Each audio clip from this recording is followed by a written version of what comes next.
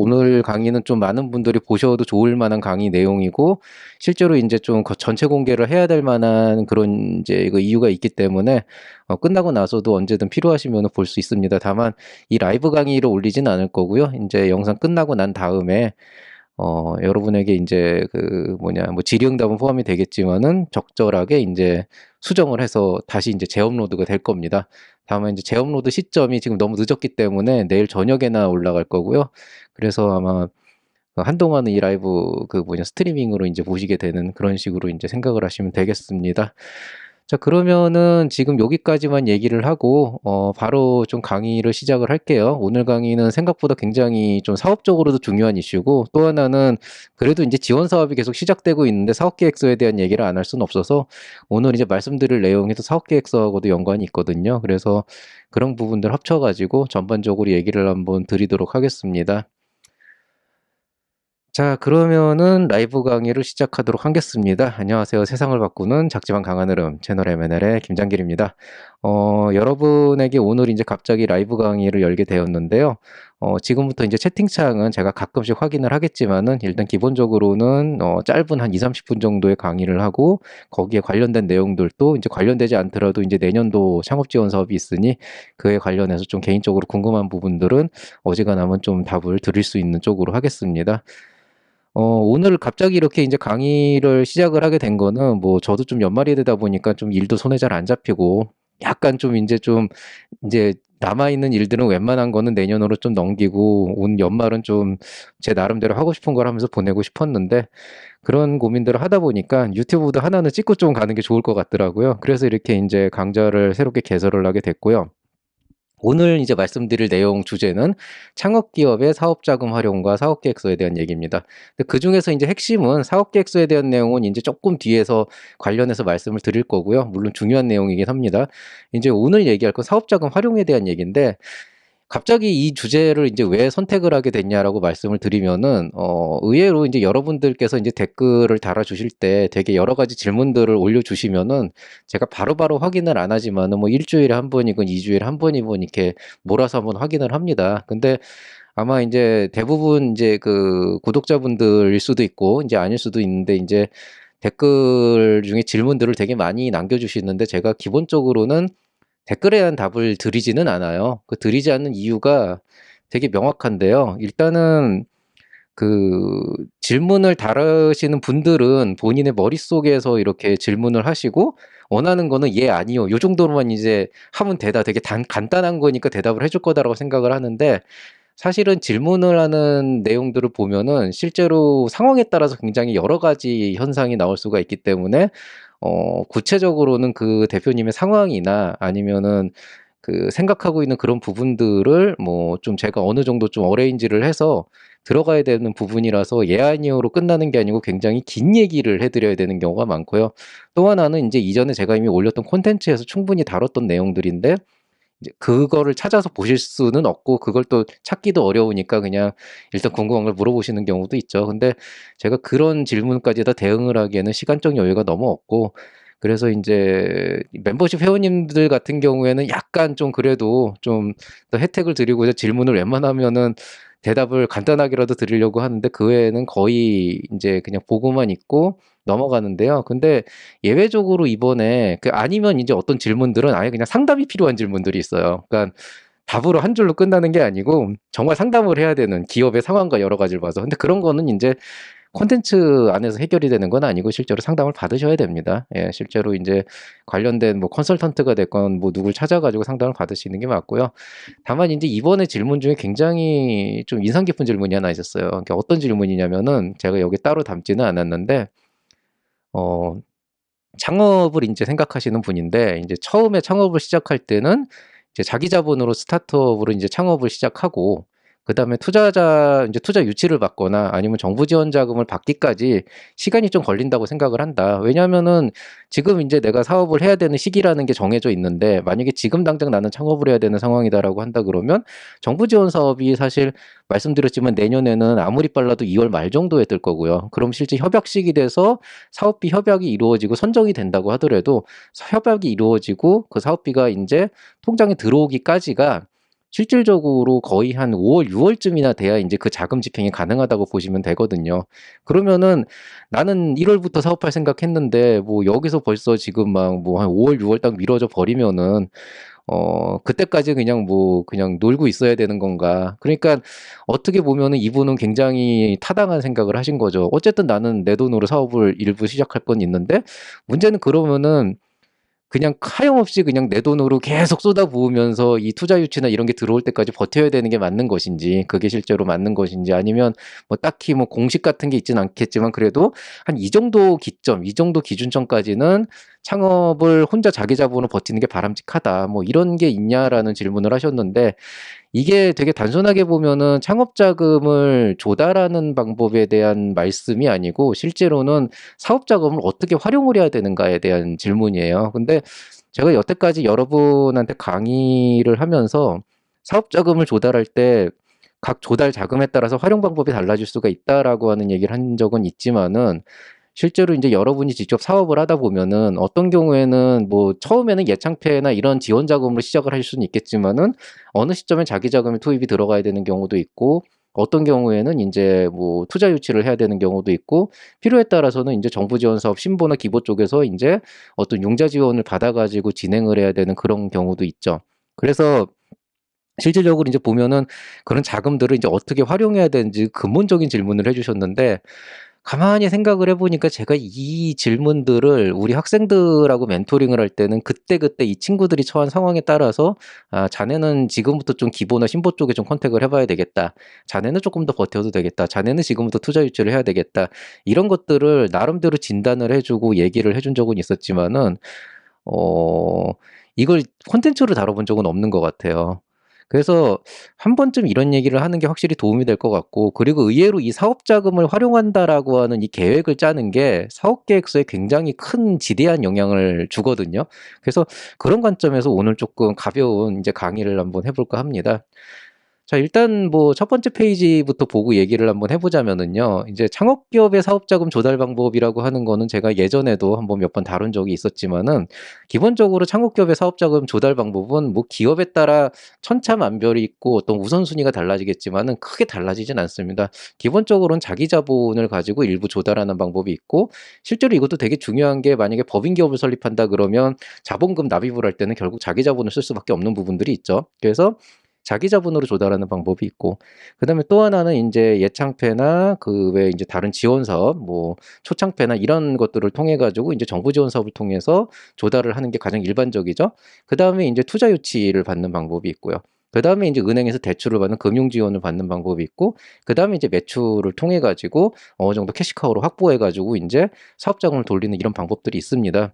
근데 인제 보통 보면은 약간 좀 그런 말씀을 드릴 수 있을 것 같아요. 그러니까 자기 자본을 가지고 사업을 하시는 분들을 보면 참 대단하다는 생각이 드는 게 정말 이게 굉장히 리스크가 어떤 사업을 하든지 리스크는 항상 있게 마련이고 그 리스크를 해결하라는 과정에서 사실 어떻게 보면 다 날릴 수도 있는데 거기에 자기 자본을 막 몇 천만 원을 태운다는 거는 정말 어지간한 의지가 있지 않으면은 사실 쉽지 않은 일이기는 하거든요. 그래서 실질적으로는 인제 제가 인제 그 굉장히 세상에 대한 분노가 굉장히 많이 있었을 때 그 부조리한 세상에 대한 분노가 있었을 때 한 2년 전에는 굉장히 이런 부분에 대해서 되게 까칠하게 말을 했던 적이 있었는데 실상적으로 보면은 지금 정부 지원 사업 뭐 예창패나 초창패를 이런 걸 통해 가지고 실제로 사업을 하시는 대다수의 창업자분들 그러니까 뭐 한 80%에서 90% 정도 되겠죠.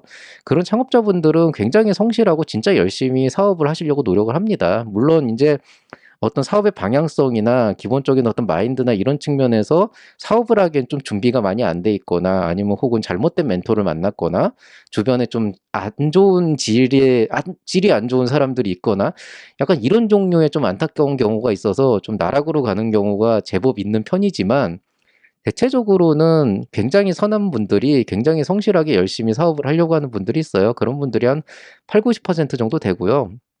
실제로 인제 제가 예비 창업 패키지 같은 경우에 인제 그걸 지원하는 어떤 몇몇 그 주관 기관에서 요청이 들어와서 인제 그 강의를 인제 가는 경우가 있단 말이죠. 특강을 가 보면은 굉장히 인제 재미있는 현상이 그 안에서 정말 절실하게 창업을 하고 있는 진짜 열정적인 진짜 한두 명의 창업자분들이 있어요. 전체의 한 10% 안쪽에 들어가는.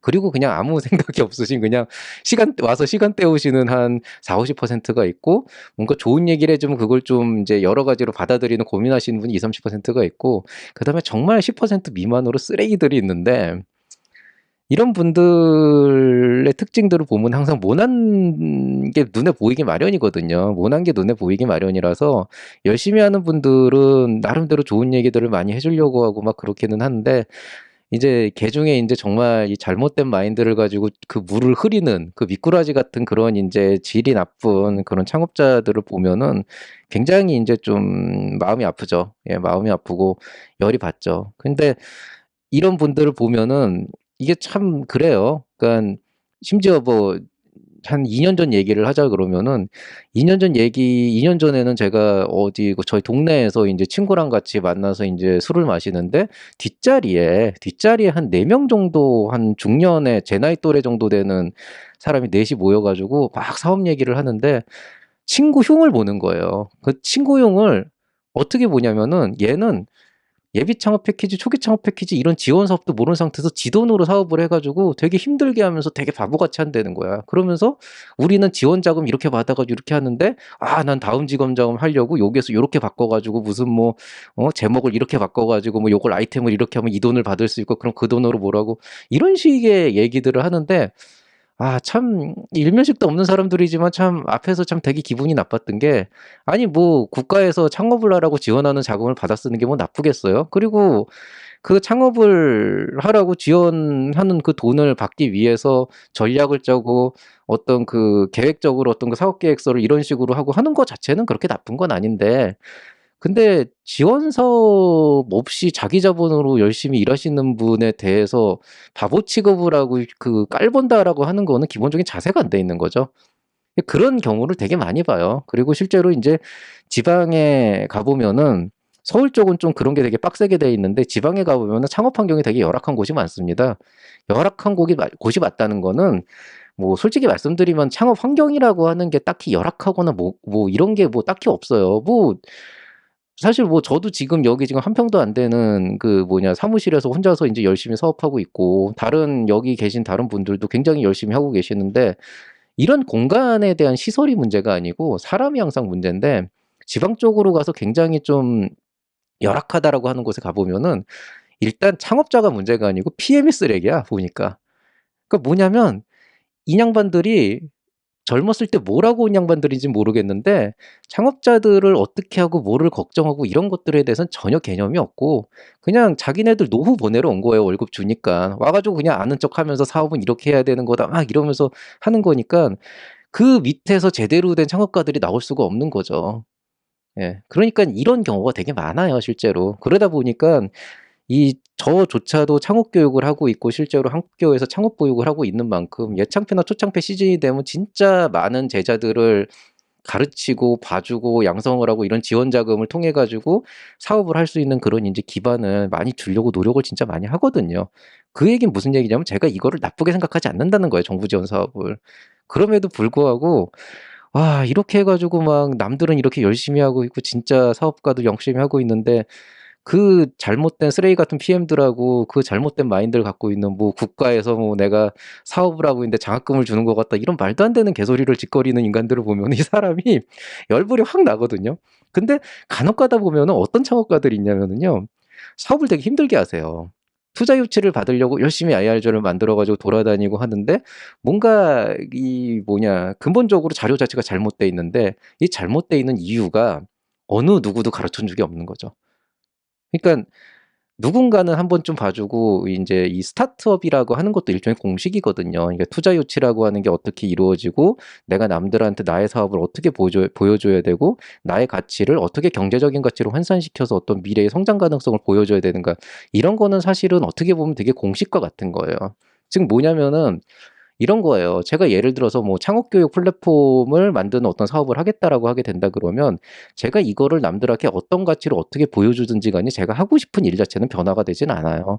근데 제가 창업교육 플랫폼을 만든다라고 했을 때 이거를 남들한테 보여줄 때 나는 그냥 창업하는 사람들 그냥 가르치겠어요라고 얘기를 하는 것과 이런 니즈가 있는 사람들이 있기 때문에 이런 쪽을 통해서 어떤 사업을 해보겠다라고 얘기를 하는 것과 이쪽에 있는 사람들이 앞으로 이 정도로 불어나고 이런 흐름이 있기 때문에 내 사업의 가치가 이 정도로 성장할 것이다라고 보여주는 그 말하는 방식 자체는 사실은 어떤 공식과도 같은 부분들이 있거든요.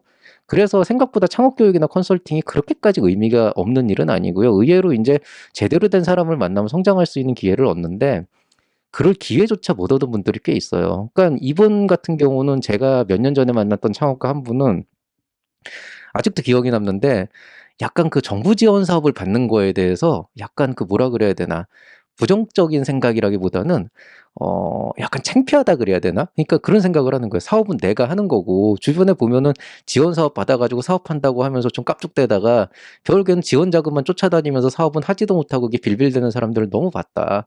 그래서 나는 내가 사업을 하고 싶어가지고 그냥 내 돈으로 사업을 시작했다. 그래서 자기 자금 5천만 원을 태워가지고 사업을 진행을 하면서 앱 개발을 했는데 문제는 이제 이게 한계치가 딱 나오니까 본인들이 힘들어하고 그러니까 지원 사업보다는 뭔가 좀 다른 어떤 투자 유치나 이런 쪽으로 해보려고 그러는데 그것도 잘 안 되는 거죠.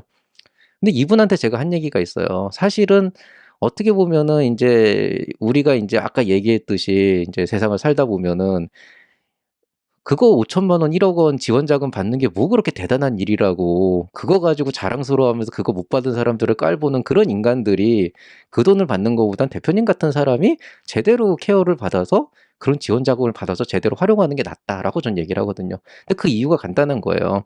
여러분이 자기 자본이 5천억이 있어요. 예를 들어서 5천만 원. 억이란다. 5천억이면은 예, 다른 거 필요 없는데 5천만 원이 있어요. 자, 그러면은 여러분이 5천만 원을 가지고 처음에 뭐 회사 법인 설립을 하고 뭐 인건비까지는 안 되겠지만 앱 개발을 하고 외주를 하면서 필요한 정도의 어떤 그 개발을 하는데 5천만 원 정도면 굉장히 큰 돈이고 아마 필요한 최소한의 MVP를 만드는 부분에 있어서 5천만 원 정도면 그래도 어느 정도는 할 수 있을 거예요. 근데 여기서 이제 중요한 게 있죠. 만약에 여러분이 예창피해서 5천만 원, 평균 5천만 원이니까 5천만 원을 받는다 그러면 합쳐가지고 1억이 되는 거예요. 그러면 한 가지는 확실하죠. 자기 자본으로 5천만 원을 태울 수 있는 그런 각오가 있는 자기 적금 부은 거를 태울 수 있는 그런 사람이 있다 그런다면은 그러면은 정부 지원 사업 5천만 원을 받으면 1억 원을 가지고 일을 할 수가 있게 되는 거죠. 그럼 적어도 내가 1년 동안 할 수 있는 캐파의 2배 정도는 더 확실하게 올라갈 수 있는 거죠. 만약에 이분의 사업 아이템이 충분히 인정을 받아서 1억 원의 어떤 최대 1억 원의 지원 자금을 받는다? 그럼 1.5억 원이 총 사업비가 되고 그러면은 적어도 여러분이 생각했던 캐파의 한 3배 정도의 일을 더 할 수가 있게 되는 거예요. 그러니까 정부 지원 자금이라고 하는 거는 사실은 굉장히 날카로운 양날의 검이기 때문에 이거를 하면서 굉장히 인제 그 국가에서 요구하는 KPI를 만족시키기 위해서 요구 조건을 만족시키기 위해서 굉장히 까탈스러운 뭐 교육도 받으라 그러고 멘토도 받으라고 막 얘기를 하지만은 사실 그거 따지고 보면 별거 아니거든요. 그것만 제대로 해 주면은 오히려 자기 자본에 플러스해 가지고 굉장히 크게 올라가 시너지를 낼 수 있는 그런 소중한 자금이 될 수도 있어요. 그리고 자기 자본이 5천만 원 없는 사람들도 있잖아요. 빵원. 저도 5천만 원 없거든요. 저 사업으로 5천만 원 하겠다고 대출 받으면 저 쫓겨나거든요.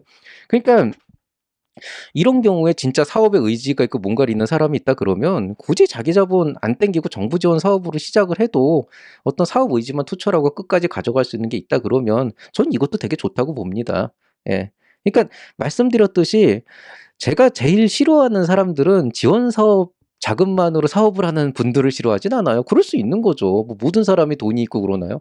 근데 인제 약간 어떤 거냐면은 "나는 지원 사업 없으면 사업 못 해." 그러고 그냥 아예 의지조차도 없는 분들이나 아니면 아까 얘기했듯이 "아 나 예창피 5천만 원 받았는데 저기 저 병신 같은 놈은 저기 뭐냐 뭐 지 혼자서 사업한다고 이런 것도 모르고 막 이래." 이런 이제 약간 잘못된 마인드를 갖고 있는 분들.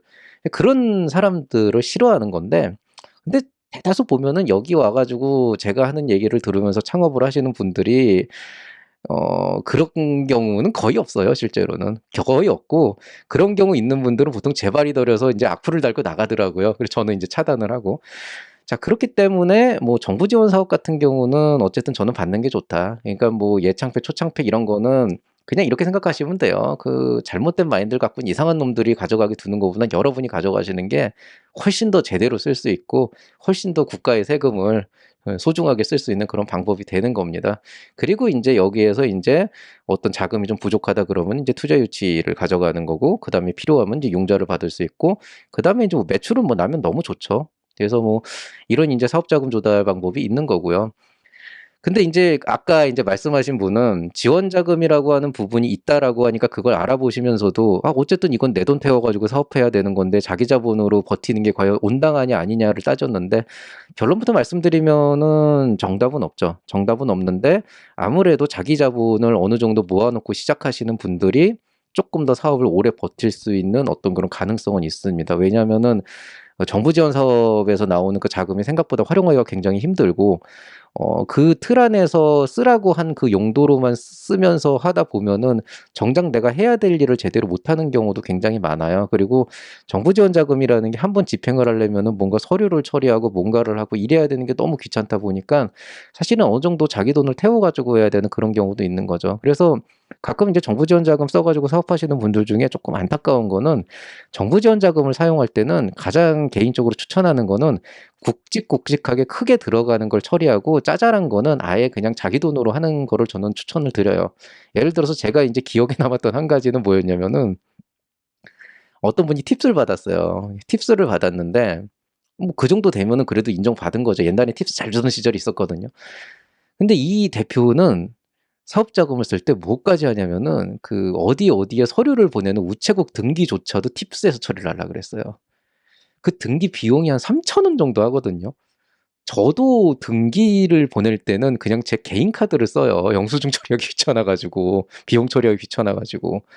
근데 그거를 가지고 지원 자금으로 쓴다 그러면 그거 자체는 뭐 딱히 문제가 될 건 없어요. 뭐 카드 긁고 영수증 챙겨 가지고 처리하면 되는데, 아니 무려 4억 원에 가까운 자금을 받는 사람이 4억 원을 받는 사람이 그 3천 원짜리 4천 원짜리 그거를 영수증 처리를 하겠다라고 한다 그러면, 도대체 이 사람은 사업을 하는 건지 돈을 쓰기 위해서 하고 있는 건지, 이런 것들에 대한 좀 그런 고민들이 있거든요. 그래서 실상적으로는 뭐 거창하게 뭐 내 자본이 뭐 1,000만 원이네 2,000만 원이네 이런 종류의 얘기를 꺼내기 전에, 정부 지원 사업을 받건 뭘 받건 간에 여러분이 사업을 하게 된다 그러면 정말 짜잘짜잘하게 나도 모르는 사이에 이렇게 그 가랑비 못 줬듯이 새 나가는 그런 자금들이 있는데, 그런 것들에 대한 어느 정도의 적금은 있어 주는 게 사실은 좋습니다.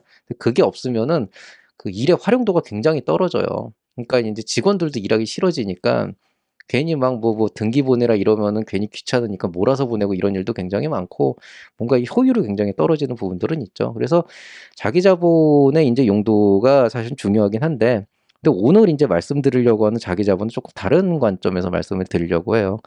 인제 사업을 하다 보면은 가장 많이 나오는 말이 이겁니다. "사업은 남의 돈으로 하는 거다. 내 돈으로 하는 거 아니다." 이게 되게 그 복잡 미묘한 표현이에요. 이게 맞는 말이냐 틀린 말이냐라고 얘기를 하면은, 일단 제 개인적인 관점에서 비즈니스 측면에서 보면 이거는 100% 맞는 말이고요. 다만 이게 왜곡이 되게 되면은 굉장히 안 좋은 의미로 변질이 되는 그런 인제 요소가 있습니다. 일단은 인제 대부분 잘못 알고 있는 게 있어요. '내 돈으로 사업하는 거 아니다. 남의 돈으로 사업을 해야 내가 망해도 나는 멀쩡하고 남들은 뭐 나랑 상관없는 거다.' 이런 식의 인제 썩어 빠진 생각을 가지고 하시는 분들이 있는데, 실질적으로는 그게 어떤 그 사업의 핵심은 아닌 거죠. 그러니까 일단 기본적으로 '사업은 남의 돈으로 하는 것이다.'라고 하는 게 그냥 일반적으로 제가 만들었던 그 안 좋은 의미, 변질된 의미, 그러니까 뭐 남의 돈으로 해야 내 재산이 타격을 안 받고 나중에 혹시라도 사업이 안 되면 내가 인제 내 재산을 지킬 수 있고 나만 살아남을 수 있다. 이런 마인드로 사업을 한다는 게 왜 문제가 있냐. 아주 간단한 거죠. 망할 거라는 걸 전제 조건에 두고 사업을 하는 거잖아요. 예. 리스크가 있을 수가 있고 '리스크를 관리해야 된다.'라고 하는 그 관점에서의 비즈니스가 아니고, '이 사업은 망할 가능성이 있으니깐 내 리스크를 절대로 넣지 않겠다.'라고 하는 그런 마인드. '모든 리스크를 남한테 떠넘기겠다.'라고 하는 그런 마인드인 거죠. 그 남이 사람이 아니고 은행이 될 수도 있고 뭐 투자자일 수도 있고 정부 지원 올 수도 있는데, 그런 식으로 망할 거를 전제 조건에 깔고 하는 사업이 잘 될 수가 없어요, 운이 따르지 않는다면은. 그래서 기본적으로는 그런 변질된 의미에서는 '사업은 남의 돈으로 하는 것이다.'라고 하는 거는 굉장히 잘못된 표현이고 굉장히 썩어빠진 마인드라고 할 수가 있는데, 근데 올바른 비즈니스 즉 기업가 정신이라고 하는 그런 가치관에서 놓고 보면은 '사업은 남의 돈으로 하는 것이다.'라는 건 사실은 맞는 얘기예요. 정확하게는 남의 돈으로 하는 것이다라는 게 맞는 표현이라기보다는 사실은 이거의 정확한 표현은 내 돈만으로는 부족한 거예요. 턱없이 부족해요, 실제로. 그래서 이 사업은 남의 돈으로 하는 것이다라고 하는 표현을 조금 역으로 뒤집으면은 자기 자본만으로 하는 사업은 명백한 한계가 있고 성장성에도 문제가 생기고 어떤 그 가능성에도 좀 문제가 있기 때문에 우리가 흔히 이제 스타트업이나 아니면은 이제 창업이라고 하는 관점에서 자금을 조달한다라고 했을 때 이 자기 자본으로 하는 사업이라고 하는 건 아까 말씀드렸듯이 이제 자금의 활용도도 굉장히 높고 굉장히 유연하게 할 수 있고 어느 정도 안정감을 찾을 수도 있지만 분명한 한계가 있어요. 근데 이게 왜 한계가 있냐라고 하는 거는 간단한 거예요. 사업은 항상 투입이 먼저 이루어지거든요. 그러니까 무슨 얘기냐면은 여러분이 하다못해 유튜브도 똑같아요. 유튜브를 하려면은 적어도 웹캠이나 아니면은 괜찮은 그 뭐냐 아이폰 같은 뭐 이런 이제 스마트폰이 있어야 되는데 그걸 사야 되잖아요. 어쨌든. 그래야 내가 유튜브를 할 수 있는 거잖아요. 또 만약에 인제 그걸 가지고 편집을 해야 된다 그러면 무료 프로그램도 있지만은 뭔가 편집용 PC도 하나 있어야 되고 이런 부분들이 있거든요. 그러니깐 여러분이 하는 사업은 어떤 아이템을 어떤 식으로 시작하든지 간에 그게 실질적인 돈이건 사람이건 아니면 여러분의 시간이건 항상 투입이 먼저 이루어지고 거기에 대한 어떤 대가가 나중에 나온다고요. 그럼 이게 왜 자기 자본만으로 하는 사업에 한계가 있다라고 말과 연계가 되냐? 간단한 건데요. 이렇게 보시면 돼요. 여러분 실제로 이 사업 계획서 쓰시다 보면 또 이제 투자 유치 하시다 보면은 굉장히 많이들 쓰는 표현들이 있어요. 이 제이커브를 그리세요, 항상.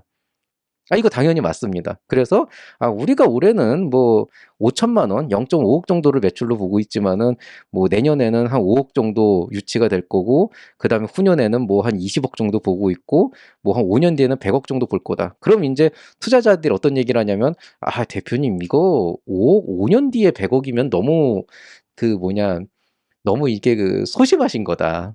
5년 뒤에 100억 정도를 보고 보통 투자를 하지는 않는다. 그러니까 보통 인제 이게 막 나중에 시간 지나면 뭐 500억, 1000억, 3000억 이렇게 간다고요. 자, 근데 이렇게 생각해 보세요. 일반적으로 우리가 하는 스타트업들은 영업이익률이 그래도 비교적 높은 것들, 좀 고부가가치 산업들을 합니다. 제조업 같은 경우에는 통상적으로 영업이익률이 한 3% 정도 나와요. 그게 무슨 얘기냐면은 어떤 회사의 매출이 인제 100억이 나왔다라고 하게 된다 그러면 보통 3억 원 정도가 남는 거예요, 순수익으로. 여기서 3억이라고 하는 건 직원도 월급 줄 거 다 주고 대표도 가져갈 거 다 가져가고 비용 쓸 거 다 내고 뭐 세금 낼 것까지 다 내고 인제 순영업이익이 3%다 그러면 3억 원이 순수하게 현찰로 회사에 남는다는 거죠. 어마어마하게 높은 영업이익률인데 근데 통상적으로 스타트업들 같은 경우에는 고부가 가치 산업인 경우가 많아서 진짜 운이 좋으면 한 30% 정도까지도 볼 수는 있거든요. 근데 이게 문제인 거예요. 내가 내년도 매출 목표를 1,000억 원으로 잡고 있다라고 사람들한테 당당하게 얘기를 하면은 이게 어떤 의미를 갖고 있냐? 예상 영업이익률을 30%라고 가정을 했을 때 실제로 내가 30억 정도를 순수익으로 뽑는다는 얘기고요. 그러면 무슨 얘기죠? 70억 원은 비용으로 소진한다는 얘기예요. 그리고 아까 얘기했죠. 이 비용이라고 하는 건 투입이고 그 투입이 먼저 이루어진다는 거죠. 그러니까 무슨 얘기냐? 여러분은 영업이익률 40%라는 30억을 얻기 위해서 즉 100억 원의 매출을 내기 전에 일단 70억을 어딘가에 꼬라 박아야 된다는 얘기예요. 어딘가에 분명히 꼬라 박아야 된다는 얘기예요. 물론 인제 이렇게 얘기를 하면은 아니 1년 동안에 내가 70억을 그대로 꼬라 박는 게 아니고 한 번에 꼬라 박는 게 아니고 1 년은 12개월이니깐 뭐 대략적으로 이 12개월 나눠 가지고 70억 원이 아니고 뭐 12로 쪼개 가지고 뭐 한 달에 뭐 한 6억 정도를 돌리고 매출로 돌리고 해 가지고 이런 식으로 하면은 실제 70억 원을 한 번에 돌리는 건 아니지 않냐. 맞는 말씀이고요. 맞는 말씀이고 인제 이런 것 때문에 뭐 자본의 회전율이다 어쩌다 이런 종류의 얘기가 나오는데 여기서 제가 말씀드리고 싶은 이유는 뭐냐면은 어찌 됐건 간에 여러분이 1년 동안에 굴려야 되는 돈이 70억 원이라는 거죠. 그리고 인제 그걸 열심히 굴려 가지고 나중에 모였을 때 매출이 100억 원이 나오고 뭐 30억이 순수익으로 났고 이렇게 되는 거죠. 여기서 문제가 생겨요. 보통 우리가 5년 차 얘기했을 때 5년 차 내가 5년 차에서 100억 원을 매출로 보고 있다. 이렇게 보통 얘기를 하면 되게 꿈이 작은 거다라고 얘기를 하잖아요. 근데 인제 여러분 한번 생각을 해 보세요. 5년 차 기업이 70억 원 자금을 조달할 수 있는 방법이 현실적으로 없어요. 예. 여러분 보통 아까 제가 말씀했던 것처럼 우리가 뭐 3년 차에 보통 한 10억 정도로 보고 있다. 자, 3년 차에 10억을 버는데 영업이익률 30% 면은 우리가 얼마를 써야 되는 거죠? 7억 원을 현찰로 돌려야 돼요. 안타깝게도 3년 차면은 초기 창업 기업이잖아요. 초기 창업 기업 중에 7억을 조달할 수 있는 방법이 그렇게 많지가 않아요. 7억 정도면은 제가 뭐 지원 사업 통하면은 뭐 총 19억까지 얻을 수 있다 그러는데 그 정도가 되려면 뭐가 됐건 투자 유치도 좀 쏟아야 되는 거고 그다음에 근데 투자 유치를 하는 기업들은 10억 정도 매출에 뭐 몇 억을 쏟진 않거든요. 그러니까 이게 완벽하게 맞아떨어지려면 뭐 팁스를 받고 뭘 받고 해가지고 만들어야 되는데 생각보다 한 방에 7억을 쏟아붓는 게 쉽지가 않습니다. 그러니까 결과적으로는 그 뭐냐 여러분이 실제로 그 생각하고 있는 거를 보면은 자기 자본이 그렇다고 막 7억, 10억, 100억 이렇게 있으시지 않잖아요. 기껏 해봤자 자기 자본이라 그러면은 뭐 1,000만 원, 2,000만 원, 5,000만 원, 뭐 100만 원 이 정도가 있으실 거고. 근데 내가 뭐 당당하게 우리 회사가 뭐 3년 뒤에 뭐 10억 원 매출 내겠다라고 하는 거는 7억 원이 그때 나온다는 얘기인데 3년 뒤에 7억 원이 나올 수 있는 방법이 생각보다 많지 않고 일부 이제 스타트업들이 이제 투자를 잘 받고 뭔가 그 안에서 뭔가 이렇게 딱 J커브를 그리면서 이제 이런 돈을 만들어 가지고 10억, 100억, 1000억으로 쫙쫙 가면서 이제 M&A를 통해 가지고 엑시스를 하는 경우가 제법 있는 거죠. 근데 그거는 조금 다른 개념인 거고 일반적으로 우리가 생각하는 그 사업 그 어떤 그 스타트업이란 사업이라는 관점에서 내가 뭐 어떤 아이템을 만들어서 판매를 한다. 내가 어떤 아이템을 뭐 어떤 서비스를 만들어서 판매를 한다 그러면은 실제로 7억을 투입하기, 10억 매출을 올리기 위해서 투입해야 될 7억을 마련하는 게 절대 쉬운 일이 아닙니다. 정부 지원 사업은 택도 없다는 거예요. 여러분 자기 자금으로도 택도 없고. 그럼 보통 여기에서 이제 어떻게 하냐? 대부분의 창업자들이 어떻게 하냐면은요. 절충을 합니다. 어떻게 절충을 할까요? 10억, 7억은 너무 힘드니까 일단 반으로 줄여봐요. 5억 대 3.5억. 아, 근데 이 3.5억도 쉽지 않거든요, 생각보다. 그러니까 줄이는 거예요. 아, 5억에서 3.5억을 뽑는 것도 쉽지가 않아. 그러면은 한, 뭐 예를 들어서 한 2억 정도면 어떻게 될까? 그러면은 한 1.4억? 아, 그래, 뭐 이 정도면은 어떻게 뭐 대출을 받고 뭐라고 해가지고, 1.4억, 이제 1억 4천만 원 정도를 어떻게든 뭐 자본을 조달해서 2억 정도를 뽑으면 될 것 같다. 이렇게 이제 절충을 하죠. 그러면은 이거까지는 되게 현실적인 대안이 되는데 이 현실적인 대안이 됨으로 인해서 여러분이 얻는 순수익이 얼마가 될까요? 계산되죠? 6천만 원. 그럼 어떻게 되는지 아세요? 야, 내가 이 돈 벌자고 이 고생을 했다고 3년 동안 이렇게 되는 거예요. 예. 6천만 원 받을 거면은 그냥 저기 뭐 이렇게 자영업을 하시든가 아니면은 그냥 회사 다니면서 월급 받는 게 더 나을 수도 있거든요. 왜냐면 창업이 더럽게 힘들어서 6천만 원 벌자고 창업을 하진 않아요, 보통. 근데 인제 이런 어떤 그 여러분이 벌어야 될 돈의 어떤 상한선이 분명히 본인의 머릿속에 있잖아요. 내가 사업을 하려면 적어도 내 주머니에 꽂히는 게 당장은 아니더라도 나중에 최소 1억은 꽂혀야 된다.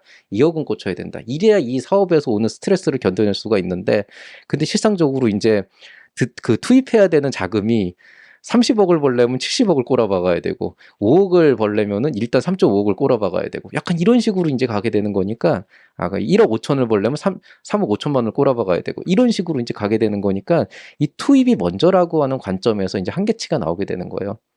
이게 뭐랑 똑같냐면 이런 거예요. 그 얼마 전에 그 SK 바이오사이언스라는 그 뭐냐 그 회사가 이제 그 상장을 했죠. 상장을 하면서 이제 공모주가 나왔는데 그때 그 공모주 기준이 어떻게 나왔었냐면은 20만 원을 내가 공모 한 주를 하면은 그 당시에 최종적으로 어떤 그날 당일날 보통 3만 원 정도를 팔았다고 했을 때 3만 원 정도의 수익이 났어요.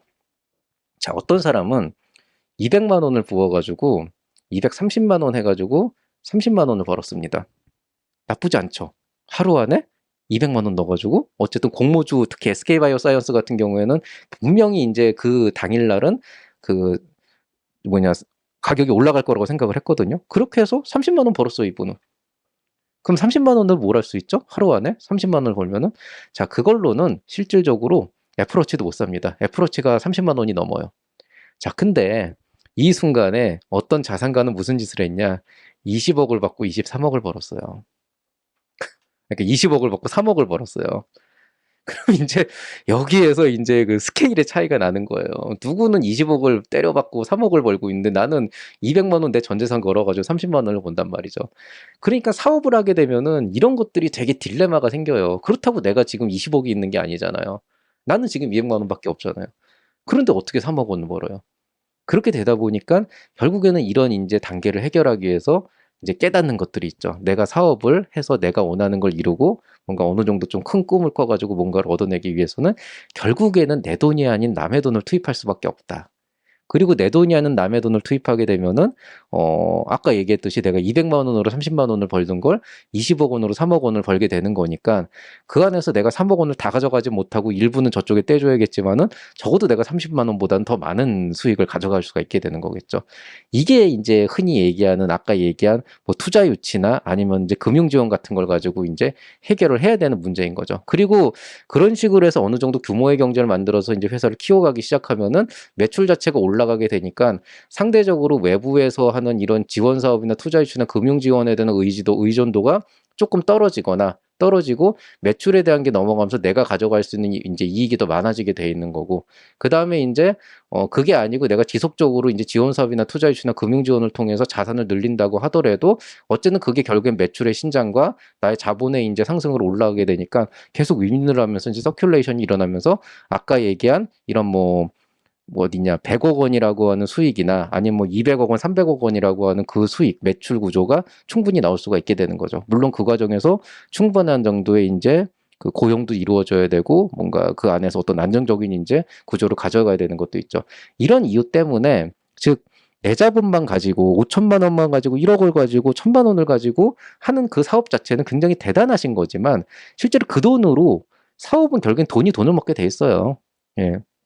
결국에는 내가 100개 팔아서 벌 수 있는 돈이 100만 원이다 그러면 1000개 팔면 1000만 원 벌 수 있고 10,000개 팔면은 1억 원 벌 수 있는 거잖아요. 그러면 관건이 두 개인 거죠. 100개 팔아서 100만 원을 벌 수 있는 걸 10,000개를 팔아서 1억 원을 벌려면은 10,000개를 팔 수 있는 방법, 뭐 마케팅이나 아니면 비즈니스 전략이나 이런 것들을 손봐야 되는 것도 있지만 그거보다 더 근본적으로 10,000개를 만들 수 있는 캐파를 갖추는 게 되게 중요한데 그게 내 돈으로 안 되는 거예요. 내가 1,000만 원밖에 없으니까.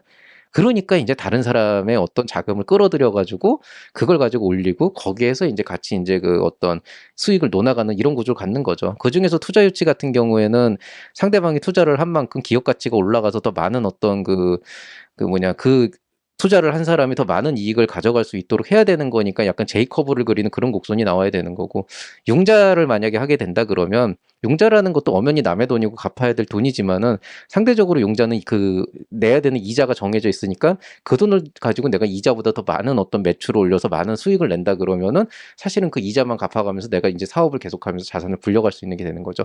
이런 이유 때문에 즉 내 돈만 가지고는 내 자본만 가지고는 사업을 하기가 어렵기 때문에 사업은 남의 돈으로 할 수밖에 없는 거다. 즉 내가 내 자본만이 아닌 다른 돈을 가지고 해야 되는 거다라는 의미가 돼요. 그래서 항상 사업을 하는 사람들이 알고 계셔야 되는 건 부채도 자산이다라고 하는 표현입니다. 근데 사실 이게 참 저도 이 말을 여러분한테 교과서처럼 얘기를 항상 했지만은 이 부채도 자산이다라고 하는 의미를 전달하고 제가 제대로 온전하게 이 심정적으로 이해할 수 있게 된 게 그렇게 오래되지는 않아요. 근데 이제 비교적 최근은 아니고 어떤 얘기를 좀 하자면은 저 같은 경우에는 2012년도까지 이제 프랑스에 있다가 거기에서 이제 좀 그 유럽 불경기 그때 이제 서브프라임 모기지는 터지고 이제 유럽 쪽으로 불경기가 넘어오게 되면서 그 제가 그쪽에서 결국엔 정착을 하려고 그랬다 정착을 못 해가지고 한국으로 들어온 케이스거든요. 그래서 정말 제가 한국에 들어왔을 때 땡전 한 푼이 없었어요.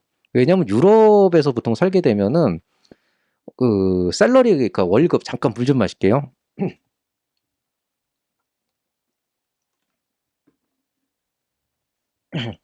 왜냐면은 보통 이제 프랑스나 이런 곳은 그 급여 구조가 그렇게 좋지가 않기 때문에 그 안에서 그냥 밥 먹고 사는 거예요. 릴에서 살았습니다, 부모님. 그 급여 구조가 그렇게 많지가 않기 때문에 보통은 그냥 그 적당 수준 그 월급 저축을 했다가 그걸로 1년에 한 번, 두 번 정도 이제 여행을 가고 그 외에는 그렇게 적금이 그렇게 많지가 않거든요. 그래서 정말 한국에 들어왔을 때 갖고 있던 순 자산이 몇백만 원이 안 됐어요. 그런데 그 당시에 한국에 들어왔을 때 이제 제가 좀 이제 많이 주눅도 들었었고 뭔가 좀 이렇게 쉽지가 않아 가지고 이런 좀 어려움이 있었는데 그때 이제 친구들이 정말 밥도 많이 사주고 위로도 해주는데 그 친구들이 저한테 했던 위로 중에 하나가 이제 뭐냐면은 야 너는 그래도 제로지 마이너스는 아니잖냐라는 얘기를 해요. 그래서 저는 그 그때 어떤 얘기를 했냐면 나는 이제부터 한국에 와서 자동차까지는 아니지만 집도 구해야 되고 그때 제가 집을 그냥 그 저 무너져가는 그 아파트에서 월세를 살았거든요. 그러니까 집도 구해야 되고 그다음에 어떤 그 뭐냐 자동차도 이제 필요하면은 사야 되고 모든 것들을 내가 앞으로 해야 되는 상황인 거고 자네들은 어쨌든 뭐 집이 있고 대출이 있다고 하지만 살 집도 있고 자동차도 있고 뭣도 있고 기본적으로 있는데 저는 그냥 제로 베이스였거든요. 근데 이거를 따지고 보면은 그 친구들하고 저하고 상황은 똑같았어요. 그 친구들은 뭐 1억 원짜리 집이 있지만 1억 원짜리 대출이 있는 거고 그다음에 저는 그냥 집도 대출도 없는 거고 약간 이런 거면 결과적으로는 토탈 서메이션은 0이 맞잖아요. 근데 굉장히 아이러니한 거는 이게 사업에도 똑같이 적용이 되는데 그냥 제로인 것과 부채 1억과 자산 1억이 있는 게 조금 달라요. 무슨 얘기냐? 저는 그 뭔가를 하기 위해서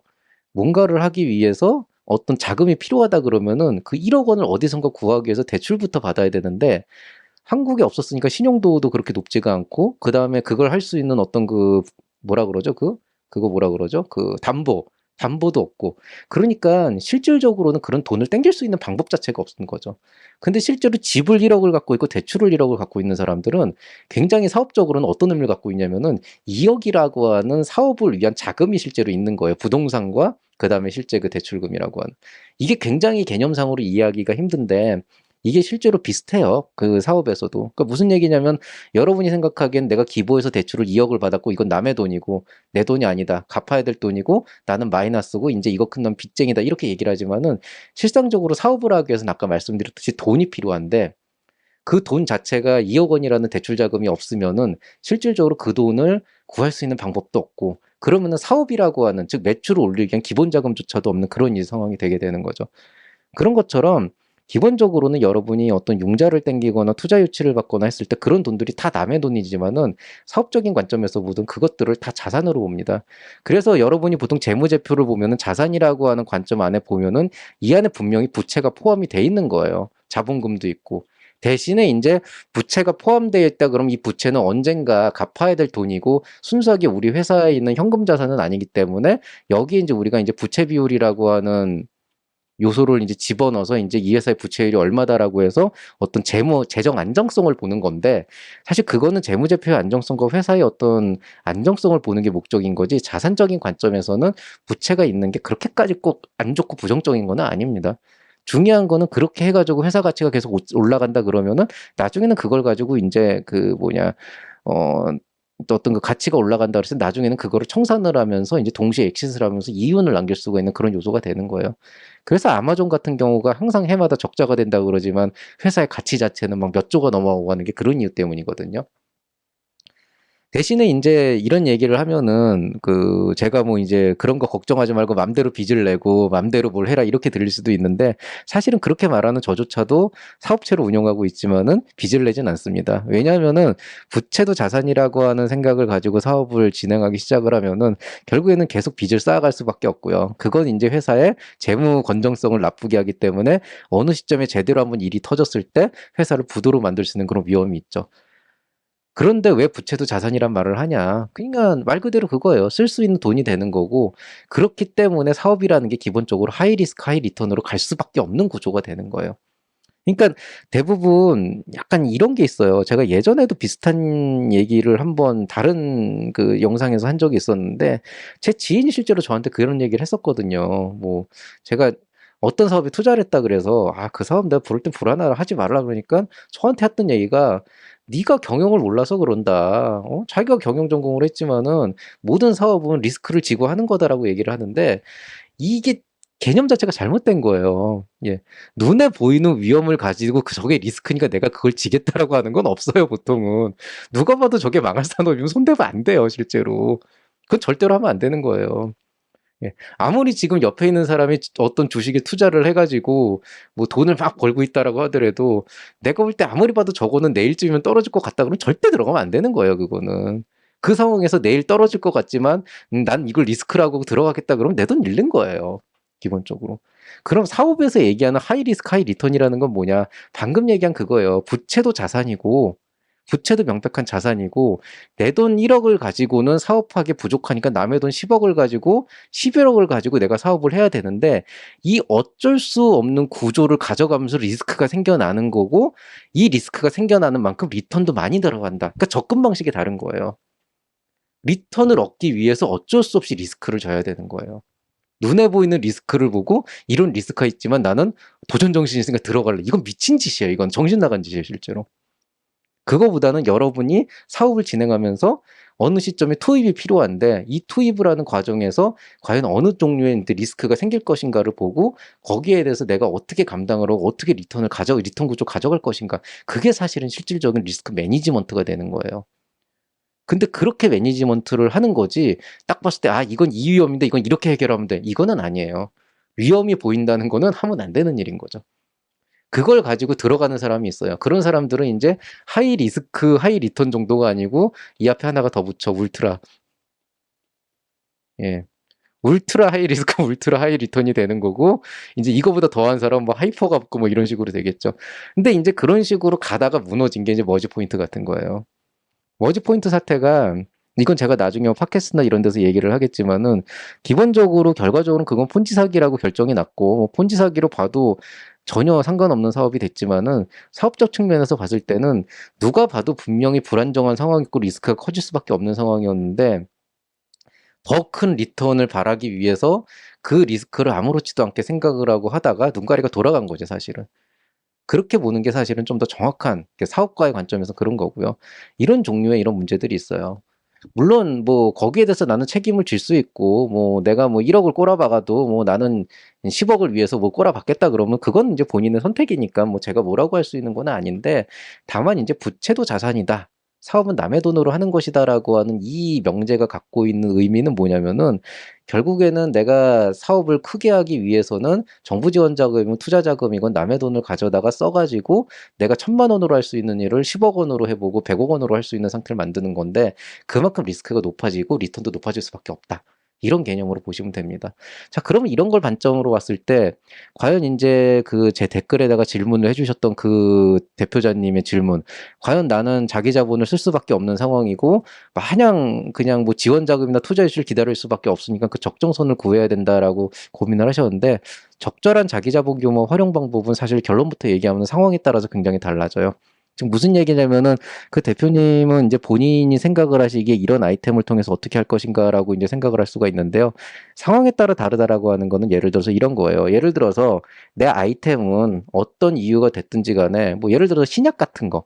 신약 같은 거는요. 매출이 나올 수가 없는 구조예요. 왜냐하면 신약 개발이 되고 상용화가 되고 임상을 1상, 2상, 3상까지 해가지고 최종적인 결과가 나와야 되는 거거든요. 근데 의외로 보면은 초기에 이제 성장하는 바이오 기업들을 보면은 뭐 논문이나 이런 걸로 뭐 어느 정도 그 안정성이 확립이 됐다 그래도 보통 임상을 통해 가지고 완전히 그 상용화가 되고 그 사이에 뭔가 이렇게 뭐 성과가 나오고라고 해가지고 그 시장에 풀릴 때까지 걸리는 시간이 보통 평균 7년에서 10년 정도까지 걸리거든요. 그런데 임상도 안 끝난 제품을 팔아가지고 매출을 올릴 순 없잖아요. 그러니까 그 바이오 쪽 기업들이 이런 그 신약 만드는 기업들이 굉장히 뭐 아니면 돈데 일단 터지면은 뭐 J커브가 아니고 그냥 수직 상승을 합니다. 실제로 한 10억짜리 100억짜리가 막 1,000억 1조로 올라가는 거예요. 그러니까 이제 투자자들이 이제 그 눈에 불을 켜고 이제 달려드는 게 바이오 기업인데 이 바이오 기업들 같은 경우에는 매출 자체가 안 나오기 때문에 자기 자본은 고사하고 그냥 투자를 받아서 하염없이 때려 박는 거예요. 5년, 10년 동안. 하염없이 때려 박고요. 근데 이게 가져다 주는 너무 그 큰 어떤 그 열매, 그 과실이 너무 달콤한 데다가 뭐 투자라는 게 뭐 집어넣고 5년 버티고 10년 버티는 게 아니고 이제 시리즈 A, B, C, D 하면서 성과 뭐 1상 통과하고 2상 통과하고 나올 때마다 또 이제 그 자본 이제 어떤 그 주식에 대한 교체가 이루어지고 막 뭐 신주 발행이 되고 하면서 점점 자본금을 키워가는 전형적인 J커브를 그리는 그런 곡선이 나오기 때문에 그 사이사이 이제 투자사들이 적당히 빠지고 들어가고 하면서 이제 그렇게 가는 그런 형태로 가는 것들이 있어요. 그래서 당장 매출이 안 나고 몇 년이 걸린다 그러면 그때는 자기 자본을 구하는 것보다는 그냥 최대한도로 투자가 됐건 융자가 됐건 내가 버틸 수 있는 자금을 계속 끊임없이 수혈을 하면서 그렇게 하면서 기업의 가치를 높여가면서 키워가는 그런 구조를 막 그리는 게 맞고요. 만약에 인제 '아 요거는 초기에 좀 투자하면은 내가 올해 기본 버전 0.1 정도는 만들어 가지고 기본적인 매출 구조를 만들겠다.' 그러면은 그건 이제 자본의 회전율이 굉장히 빠른 그런 사업이 되거든요. 그럼 회전율이 빠른 사업들 같은 경우에는 비교적 작은 자본을 가지고 빨리 돌려 가지고 할 수 있는 방법이 있죠. 예를 들어서 인제 제가 들었던 몇몇 사업들을 보면은 어떤 분은 인제 그 치과에 들어가는 그 조그만 어떤 그 기계 장치를 만드는 사업을 하셨는데, 그분 같은 경우에는 처음에 사업을 사기당해 가지고 완전히 망했다가 그 기계 장치를 인제 하나씩 팔아 가지고 했거든요. 근데 그 당시에 그분은 어떻게 시작을 하셨냐면은, 그분도 나중에 벤처 기업이 됐어요. 연매출 20억이 넘어가는. 근데 그분은 어떻게 했냐면은 처음에 기계 장치를 하나 부품을 가지고 와서 만들어 가지고 그걸 갖다 팔고, 그걸로 인제 2대분을 다시 조립해 가지고 다시 팔고, 그다음에 그걸 가지고 4대분을 조립해서 팔고, 이런 식으로 해 가지고 인제 몇십 대, 몇백 대, 몇천 대를 만든 거죠. 근데 이분 같은 경우는 말 그대로 그냥 그런 것들을 계속하면서 어느 정도 시간이 지나가 보다 보니까 치과에서 요구하는 어떤 그 기계의 스펙들인데 이게 기존에 없는 스펙. 자기가 인제 그걸 인제 설계해 가지고 개발을 해 가지고 그걸 인제 납품하기 시작하면서 매출이 인제 J 커브를 그리면서 쫙 올라가면서 그 사이에서 인제 뭐 투자도 좀 받고 하면서 이렇게 쫙 커지게 되는 그런 구조를 그린 그런 인제 벤처 기업도 있죠. 이런 데 같은 경우에는 뭐 어떤 기술적인 개발에 들어가는 시간보다는 좀 당장 할 수 있는 그런 매출 구조를 만들어서 안정적인 인제 캐시 카우를 만들어 가지고 그걸로 인제 성장을 한 케이스라고 걸리죠. 한 이분 같은 경우에는 그렇게 해서 기업 구조 만들어 가는데 한 4년 정도 걸렸고, 4년 동안 뭐 한 20억 정도까지 매출을 올렸으니까 굉장히 입지전적인 인물인데, 이분이 워낙 영업을 잘하시는 분이라 원래 태생이 그쪽이라서 뭐 그런 인제 역량이 있고요. 근데 아까 얘기했던 R&D에 집중하는 신약 기업들 같은 경우에는 사실은 대표가 해야 되는 거는 계속 인제 그 기술 개발하는 것과 별개로 그걸 유지하기 위한 그런 인제 자금을 계속 쏟아붓는 거예요. 그래서 캐시 카우를 확보하는 모델하고 R&D 중심으로 성장하는 기술 기반의 스타트업은 성장 자체가 완전히 달라요. 그리고 인제 여기에서 인제 여러분의 어떤 그 사업의 어떤 그 방향성이 달라지게 되는 거예요.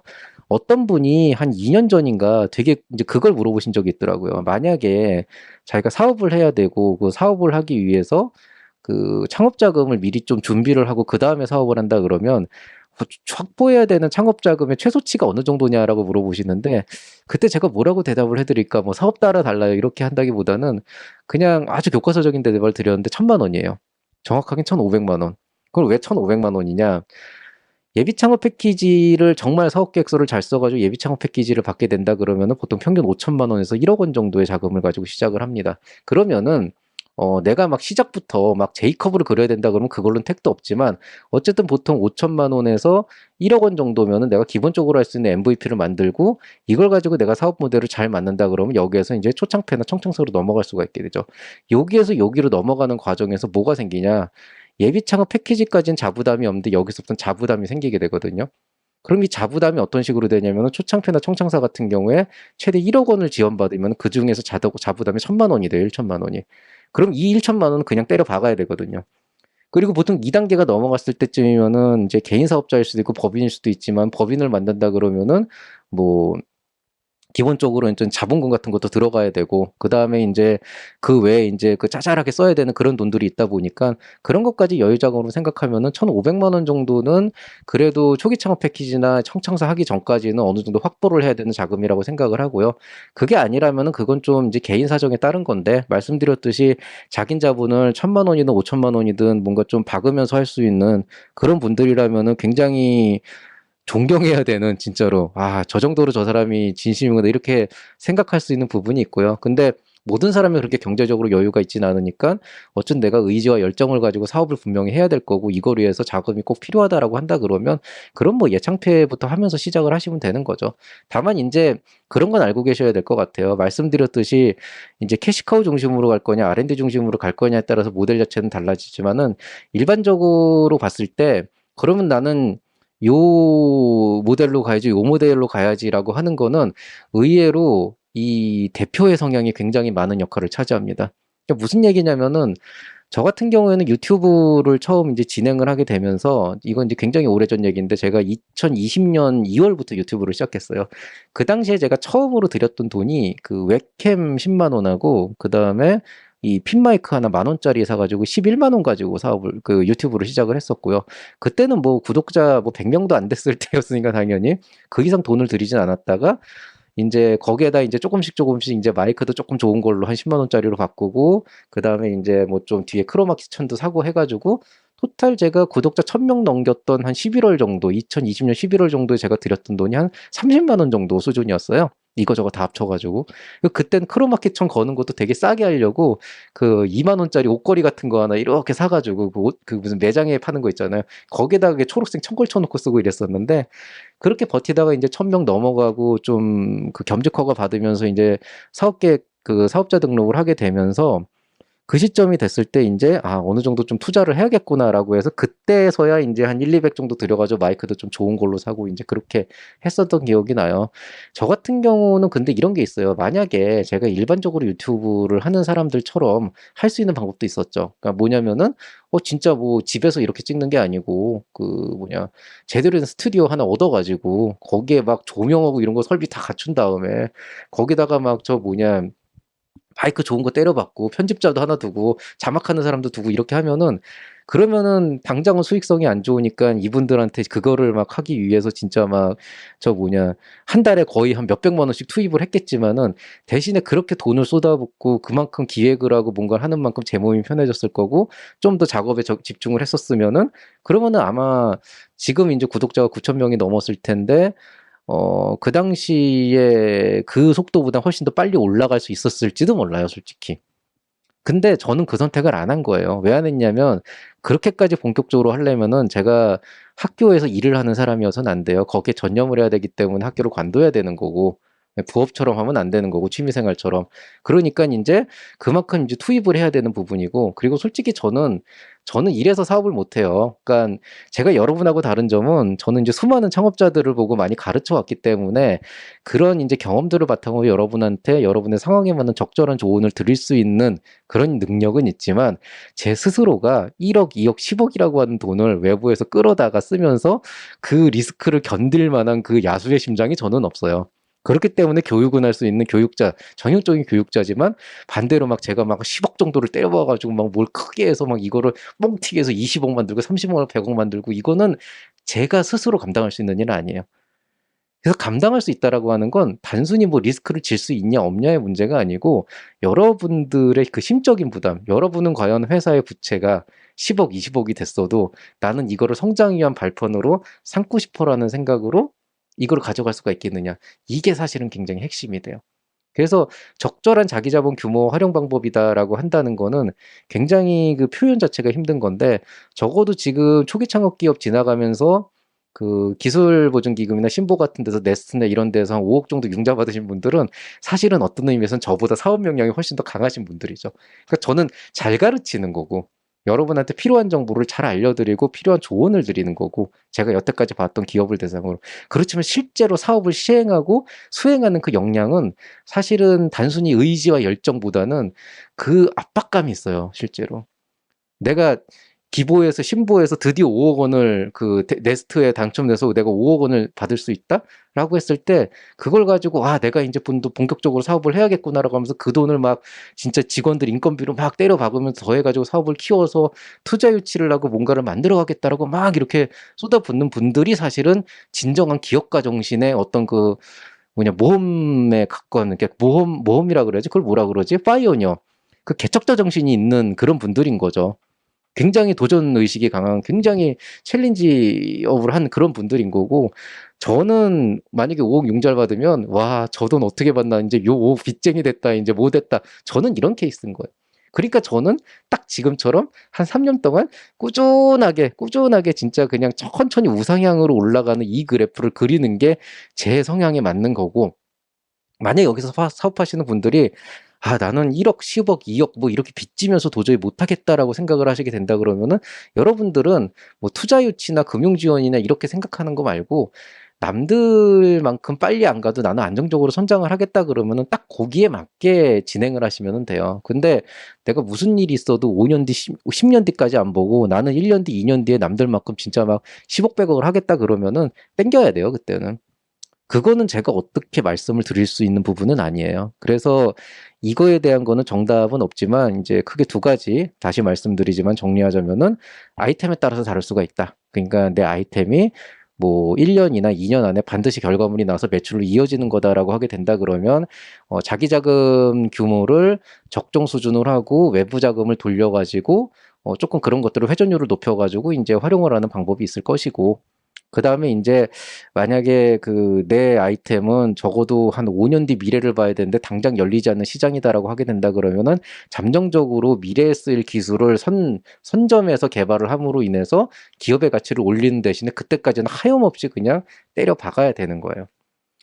그래서 이게 이제 저도 조금 살면서 조금 달라진 부분인데, 예전에 저희 제자 중에 한 명이 이제 투자 유치를 해서 이제 지나간 적이 있었는데, IT를 운영하는 기업이었는데, 이 친구는 어느 시점부터 이제 그 지원 자금이나 이것만 가지고는 살기 힘들다라고 생각을 해서 인원의 반 정도를 이제 외주를 돌려가지고 그 외주 업체를 이제 운영하면서 캐시카우를 뽑아내고, 그 다음에 나머지 반에서 한 20%, 30% 정도를 바탕으로 해가지고 이제 기술 개발을 해서 뭐 이제 뭐 플랫폼 개발하고 해서 이걸 가지고 투자를 받으려고 했어요. 어떤 이제 그 투자 회사에서 실제로 투자를 하려고 해서 굉장히 투심도 하고 들어갔는데, 이 회사에서 나중에 최종적으로 협약서를 맺기 전에 요구를 했던 게 뭐냐면, 너희 앞으로 외주하지 마라. 우리는 너희가 A라고 하는 이 기술을 개발한다는 데 관심이 있어서 여기에 지금 투자를 하는 거기 때문에 니들이 그 뭐냐, 지금 직원이 8명이었는데 니들이 지금 여기에서 외주를 가지고 하면은 이거는 우리는 투자를 할 수가 없다. 이런 요청을 했었죠. 근데 이제 한 가지 재밌는 거는 이 회사에서 투자한다는 금액이 뭐였냐. 시드 투자 5천만 원이었어요. 시드 투자 5천만 원을 가지고 8명 월급을 어떻게 줍니까? 그러니까 아니 무슨 5억을 주는 것도 아니고 5천만 원을 주면서 외주를 하지 말라는 요구는 왜 하냐, 이런 식으로 저도 이제 얘기를 했고, 이 친구도 아니 난 그렇게는 절대 못하겠다. 이러면 내가 살 수가 없는데 어떻게 하냐라고 얘기를 하면서 이제 버팅기다가 결국에는 이제 투자가 무산이 됐죠. 근데 재밌는 거는 이런 관점에서 보면은 그 투자 회사가 정말 나쁜 사람들이잖아요. 꼴랑 5천만 원 주면서 외주하지 마. 근데 니들이 어떻게 사는지 난 관심을 안 갖겠어. 이런 식으로 이제 생각을 할 수가 있는 거잖아요. 근데 정작 그 시점으로부터 2년, 3년이 지난 지금쯤 돼서 그 시기를 되살려 보면은 결국에는 이 회사가 성장을 못 했어요. 그 뒤에 뭐 투자를 받는다 얘기를 했지만은 결국에는 외주를 가지고 뭐라고 하면서 그 기업의 유지는 됐고 안정적인 구조는 가져갔지만은 항상 돈이 부족해서 항상 인건비를 메꾸기 위해서 허덕였고, 이 대표가 이제 지금은 뭐 어쨌든 조금 안정적으로 되긴 했지만은 여전히 성장 곡선을 그리는 거는 어느 시점에 분명히 한계가 있는 그런 부분들이 나온다고요. 그러면은 아까 얘기했듯이 꼴랑 5천만 원 받으면서 8명을 갈아먹는 게 맞았냐? 그건 아니죠. 그건 아니고 그건 말도 안 되는 얘기고요. 사업을 하려면 돈이 있어야 되는데 5천만 원 가지고 무슨 사업을 합니까? 근데 그 당시엔 저조차도 저도 그땐 너무 이 경험이 일천하고 뭔가 그런 것들에 대해서 저도 그냥 되게 눈앞에 보이는 것만 가지고 그냥 머릿속에서 판단을 하던 시기가 있었으니까요. 저도 아직 좀 이 시장에 적응이 되기 전이었으니까요. 근데 사실은 그 당시에 그 회사가 취할 수 있는 어떤 한 가지 옵션이 더 있었던 거죠. 보통 5천만 원 정도의 시드 자금이 이제 들어오기 시작을 하면은 그 회사가 설마니 투자하는 사람이 어쨌든 그 우리 돈 5천만 원을 박는데 이 회사가 이 5천만 원만 쓰고 그냥 쫄딱 망하길 원했을까? 그건 아니죠. 이 사람들이 원했던 거는 지금 와서 생각을 해보면 5천만 원이라고 하는 거는 이 회사에 실제로 우리가 가치가 있다라는 걸 인정을 했던 어떤 기념비적인 거고, 그 회사는 기본적으로 엔젤 투자를 하는 회사였단 말이에요.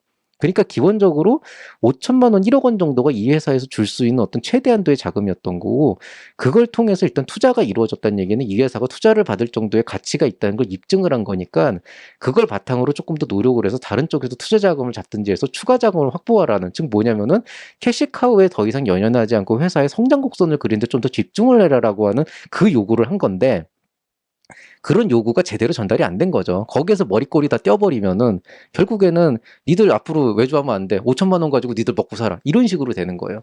근데 사실은 그건 양아치고 그건 양아치고, 투자자들이 그렇게, 그리고 또 그 회사가 굉장히 명망 있는 분들이 있는 곳이라서 그런 식의 그 막무가내식의 이제 전달은 안 했다고요. 근데 이게 이제 뭐가 문제냐면, 이제 저도 지나고 나서 이제 이런 얘기를 해드릴 수 있는 거는 이제 뭐냐면은, 이제 저는 창업 교육자니까 이런 상황들이나 투자 시장의 움직임, 그리고 제가 올 초에는 저도 이제 그 뭐냐 벤처 캐피탈리스트 이제 자격을 받았기 때문에 실제로는 저도 이제 돈만 있으면 투자해서 설립할 수가 있거든요. 근데 그 과정을 듣고 교육 과정을 듣고 많은 사람들한테 이제 얘기를 들으면서 제가 알게 된 사실은 뭐냐면은요. 어 투자자들이 전문적으로 보는 거는 회사의 경영이나 성장성을 보고 투자 가치를 판단하는 데는 되게 좋지만, 심지어는 뭐 창투사 말고 창업 기획사, 엑셀러레이터 하더라도 이 사람들이 실제로 엑셀러레이팅에 그렇게까지 특화돼 있진 않아요. 즉 뭐냐면은 그냥 규모의 차이로 시드 투자나 아니면 프리 정도 하는 데를 엑셀러레이터라고 창업 기획사라고 하는 거고, 이제 뭐 10억, 50억, 100억, 1000억 하는 데를 이제 우리가 벤처 캐피탈 VC라고 얘기를 하는 건데, A씨나 VC나 기본적으로 특화돼 있는 부분들은 자금을 투입하고 어떤 사업성을 보고 거기에 관련돼서 어떤 그 지원을 해주는 데 특화돼 있는 거지, 방금 얘기한 이런 요소들을 교육적으로 잘 풀어내는 건 그 사람들이 갖고 있는 역량이 아니라고요. 왜냐면 그 사람들은 사업을 보는 사람들이지 교육을 하는 사람들이 아니거든요. 그러니까 약간 어떤 개념으로 보시면 되냐면은, 수학으로 치면은 글로벌 세계 수학 올림피아드 대회에서 우승을 한 사람이 수학을 잘 가르칠 거라고 생각하는 건 굉장한 착각인 거예요. 오히려 더럽게 못 가르쳐요, 실제로는. 왜냐하면은 나한테 너무 당연한 게 저 사람한테 당연하지 않다라고 하는 걸 파악하지 못하거든요. 그러니까 이제 가끔 가다 보면은 어떤 스포츠계나 이런 데서 보면은 막 올림픽에서 막 금메달 몇 번 따고 막 했던 그런 굉장히 천재급에 해당하는 사람들이 코치를 하면은 실제로 그런 데잖아요. 아니, 이 쉬운 걸 왜 못해? 그런데 그게 쉬운 게 아닌 거예요. 예전에 한번 케이팝 케이팝 스타였나? 거기에서 실제로 그 멘토로 이제 했던 분이, 어떤 가수가 거기서 이제 3위인가 했던 그 가수가 가수 이은미 씨가 이제 그 멘토를 맡아가지고 진행을 했다 그러는데, 이은미 씨가 그랬대요. 노래를 계속 그렇게 부르지 말고 두성으로 불러라. 두성으로 불러라 그러는데, 이분이 이제 나중에 그 라디오스타인가 거기 나서 그런 말 했어요. 아니, 두성이 뭔지 알아야 그게 그렇게 쉽게 됐으면 내가 했지. 뭐 두성으로 부르라고 하면 내가 어떻게 하냐고. 이게 사실은 창업에서도 똑같이 적용이 돼요. 그러니까 제가 예전에는 창업 교육을 한다라고 했을 때 교육으로 창업이 될까라고 하는 생각을 저도 개인적으로 의구심을 갖고 있었는데, 시간이 지나고 나서 생각을 해보니까 VC나 A씨들의 미덕은 좋은 사업을 할 수 있는 그런 기업들을 제대로 발굴해서 성장을 할 수 있도록 적절한 돈을 투입을 하고 그 뒤에 다른 이제 추가 후속 투자를 받을 수 있도록 끊임없이 밀어주는, 그게 그 사람들의 역량인 거지, 창업하는 사람들이 뭔가 아직 잘 모르고 뭔가 지식도 짧고 경험도 짧긴 하지만은 그런 부분들에 대해서 하나하나 가르치는 것들이 그 사람들의 역량이 아니더라고요. 쉽게 얘기해서 불친절하다는 거예요. 어떤 의미에서는. 그래서 이런 내용들을 잘 모르시는 거죠. 근데 제가 얘기했듯이 꼴랑 5천만 원 주면서 니들 앞으로 이걸로 뭐 나머지는 니들 그냥 알아서 먹고 살아라고 하는 개념이 아니었던 거예요, 그게. 그게 지금 똑같이 들어가요. 여러분이 자기 자본 규모 활용 방법을 어떻게 해야 되냐 그러면 결론부터는 상황에 따라 다른 건데, 이제 이거를 이제 생각을 했을 때 책임을 지는 사람, 대표가 실제로 감당할 수 있을 정도가 되는 겁니다. 나는 도저히 회사의 재무 구조를 마이너스로 가져가면서 2년 이상 못 버티겠다 그러면 성장성을 어느 정도는 조금 포기를 하는 대신에 그거를 회사의 안정성을 확보하는 캐시카우로 가져가시면 되는 거예요. 그게 외주일 수도 있고, 아니면 조금 내가 생각했던 기술 수준을 낮춰서 그거를 좀 더 빨리 시장에 내놓는 방법일 수도 있고요. 그렇지만은 나는 분명히 리스크가 올라가지만은 이건 빨리 성장시켜가지고 빨리 시장에 나가서 M&A를 해야 되는 모델이다 그런다면은 여러분의 인생을 거기다 때려 박아야 되는 겁니다. 그때는. 인생을 갈아 넣어야 되는 거예요. 제가 지난 시간에 법인과 대표의 재산은 별개다. 별개의 이유는 법인과 대표의 인생이 별개이기 때문인 거고, 실제로 성장하는 법인들은 대표가 인생을 갈아 넣기 때문에 된다라고 하는 게 이런 의미도 있는 거예요. 만약에 내가 대표 개인으로서 어느 정도 내 삶도 유지하고 내 인생도 유지해야 된다. 대표도 사람이니까 그게 잘못된 생각은 아닙니다. 여러분도 생활을 해야 되는 거죠. 여러분도 가족을 부양해야 되고 여러분도 스스로 생활을 해야 되는 거죠. 그 안정성을 어느 정도 좀 가져가고 싶다라고 생각을 한다 그러면 어느 정도는 회사의 성장성을 좀 포기하더라도 캐시카우로 가는 게 맞는 거고요. 근데 근데 이제 40대 넘어가는 분들은 그렇게 모험을 하기가 힘들기 때문에 캐시카우 쪽으로 가는 게 사실은 거의 대부분 이제 패턴이고요. 근데 나는 그래도 조금 불안하긴 하지만은 난 그걸 견디고 끝까지 갈 수 있어. 그러면은 그때는 이제 매출이고 나발이고 포기하고 그냥 우상향 제이커브 그릴 때까지 쫙 가는 거예요. 이제 그렇게 된다 그러면은 실상적으로 여러분이 사업 계획서나 이런 데 녹여내야 되는 게 단순하게 무슨 뭐 매출이 얼마고 이게 아니고, 실제로는 이제 우리 회사가 어떻게 성장할 수 있는지 그 모습을 이제 녹여내야 되는 거죠. 이 요소가 실제로 이제 투자 쪽으로 가면은 굉장히 극명하게 들어가는 게 팁스라는 지원 사업에서입니다. 실제로 보면 제 제자 중에 팁스 선정된 사람들이 되게 많아요. 지금 어저께도 얘기 들어보니까 올해 투자 유치 끝내고 지금 내년도에 팁스 준비하자고 이미 얘기 나온 기업이 2개인가 또 있더라고요. 그래서 실질적으로 이제 주변에 이런 팁스 선정된 게 투자, 시드 투자 받고 팁스 오래 선정된 사람만 한 서너 명이 되고, 유튜브 안에서도 실제로 저 이 멤버십 회원 중에 그 한 두 분 되셨거든요. 근데 이분들을 제가 가끔 만나가지고 얘기를 하는 게 그거예요. 팁스 선정된 것까지는 좋은데 여기까지만 해도 회사가 사실 엄청나게 많이 온 거잖아요. 팁스란 프로그램이 선정이 되면은 최소 1억 원은 투자를 받았을 거고 보통 2, 3억 투자를 받는데 요즘에 한 2억 원 투자 받았다 그러면은 거기에다가 팁스 5억을 붙이면은 7억인 거고 그다음에 팁스가 보통 그 5억에다가 무슨 글로벌이나 기술 쪽 들어가면 7억을 주니까 그것까지 합치면 9억 원 정도로 이제 자금 확보한 거잖아요. 그러면 야 2년 동안에 이 정도면은 뭐 지금 내가 해볼 수 있는 거 다 해볼 수 있겠다라고 생각을 하는데 항상 문제는 팁스가 선정되면 그 이후도 문제가 되는 거예요. 우리가 생각하기에는 야 2년 동안 9억이면은 뭐 한동안 괜찮겠네 이렇게 생각하시잖아요. 그게 아닌 거예요.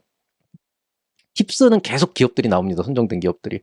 그 기업들이 팁스가 끝난 다음에는 실제로 받을 수 있는 지원 사업이 거의 없어요. 뭐 디딤돌 이런 거 어떻게 뭐 해볼 수는 있지만 요즘에는 중복수에 불과로 다 들어가고요.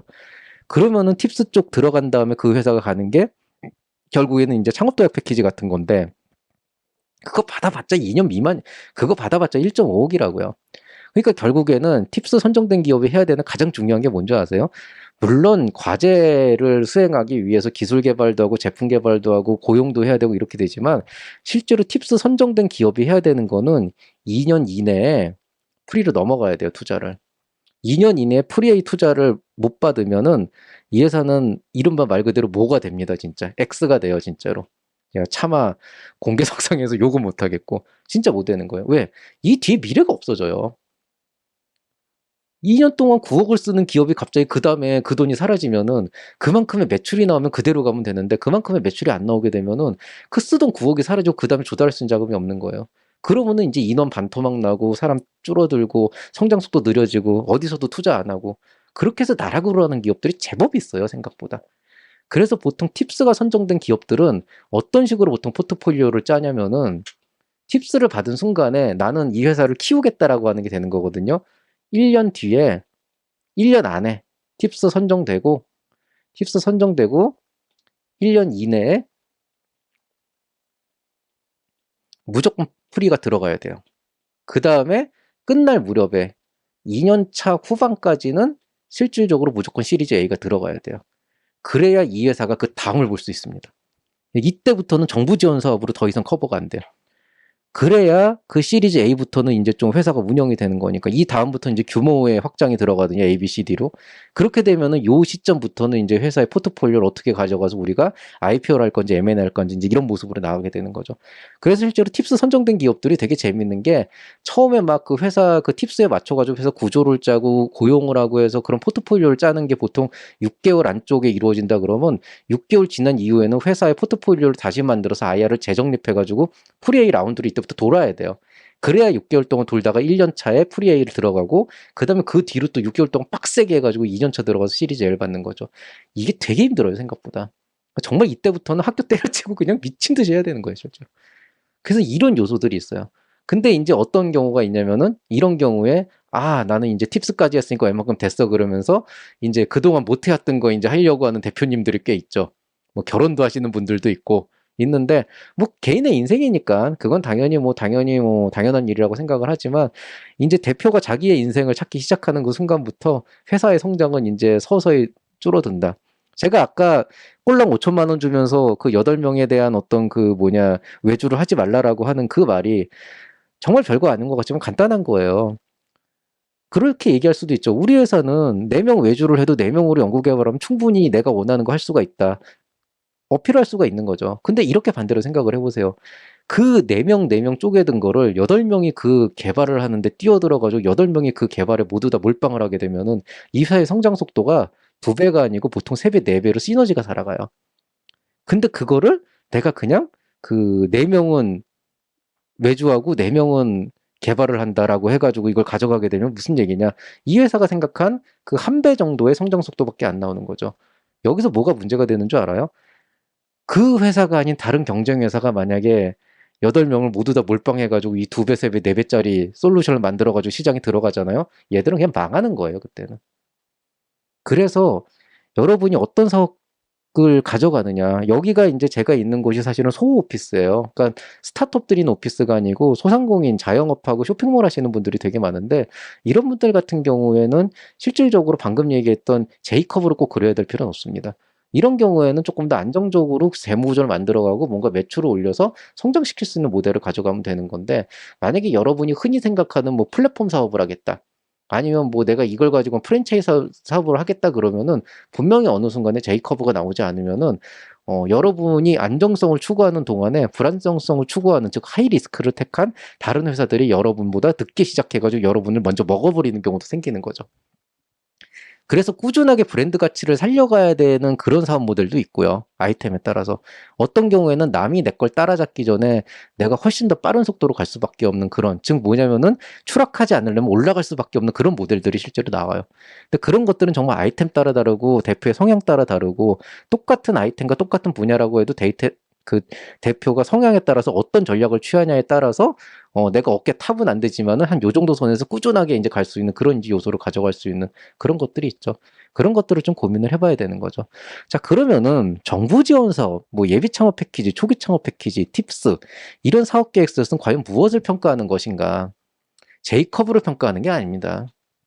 제가 얘기했잖아요. 보통은 정부 지원 사업은 투자는 달라요. 투자는 무조건 J컵을 봅니다. 왜? 내가 이 회사에 투자하는 건 리스크가 있음에도 불구하고 투자하는 건 내가 돈을 여기에다 넣었을 때 이거에 100배, 1000배를 벌 수 있기 때문인 거예요. 그 확신이 있기 때문에 투자를 하는 거예요.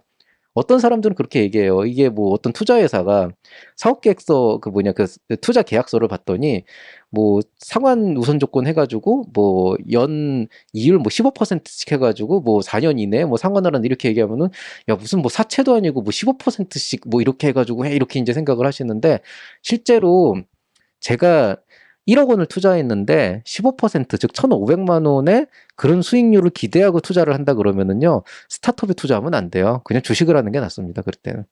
주식을 하면은 요즘 뭐 시장이 안 좋다고는 하지만은 그래도 스타트업에 투자하는 것보다 훨씬 더 안정적인, 훨씬 더 작은 리스크로 10%에서 15% 정도는 어떻게 버는 방법이 가능할 수도 있어요. 그러니까 보통은 투자회사는 J커브가 무조건 나와야 돼요. 투자회사는 J커브를 그리는 스타트업이면 투자를 하지 않습니다. 100배, 1000배를 벌어야 되는 겁니다. 근데 정부 지원 사업은 조금 달라요. 정부 지원 사업은 기본 취지가 뭐냐면은 국내에 창업자들을 많이 양성을 해서 지금 우리나라의 불안정한 산업 구조를 개선하고 안정적인 어떤 그 창업 문화 저변 확대하는 데도 목적이 있고 실제로 이제 여기에 이제 사업 평가를 하러 들어오는 사람들이 실제로 투자회사의 심사역들도 굉장히 많고 뭐 다양한 분야의 사람들이 있지만 그 사람들이 무조건 J컵을 그리는 기업들을 선정하진 않는다고요. 오히려 그거보다는 투자자들도 와가지고 좀 유한 거죠. 그러니까 아니 이런 사업은 뭐 내가 투자는 못하겠지만 괜찮은 사업이네라고 하면은 그 사업도 이제 평가를 하는 거예요. 그러면은 아까 얘기했듯이 어떤 회사는 성장 곡선을 그릴 때 이렇게 그리는 회사도 있고 어떤 회사는 성장 곡선을 이렇게 완만한 우상향도 있고 어떤 회사는 성장 곡선을 그리는데 뭐 예를 들어서 그 한 요 정도 한 그 애매한 중간 정도 단계를 그리는 회사가 있다 그러면 A도 B도 C도 모두 다 정부 지원 사업 계획서 안에서는 좋은 사업이 될 수가 있어요. 좋은 아이템이 될 수가 있어요. 그런데 그러면은 여러분이 보통 실수를 하는 건 뭐냐? 아주 간단한 거죠. 누가 봐도 C로 갈 수밖에 없는 사업인데 이걸 A로 만들거나 누가 봐도 A로 가지 않으면은 즉 빠른 시간 안에 가지 않으면은 기존에 있는 다른 사업에 먹히거나 그냥 쫄딱 망할 게 분명한 사업인데 그걸 가지고 C라는 모델을 만들어 가거나 아니면은 어중간하게 B로 만들었는데 이게 이 사람이 C인지 A인지 구분이 안 되거나 이렇게 언밸런스가 나오면 문제가 되는 거죠.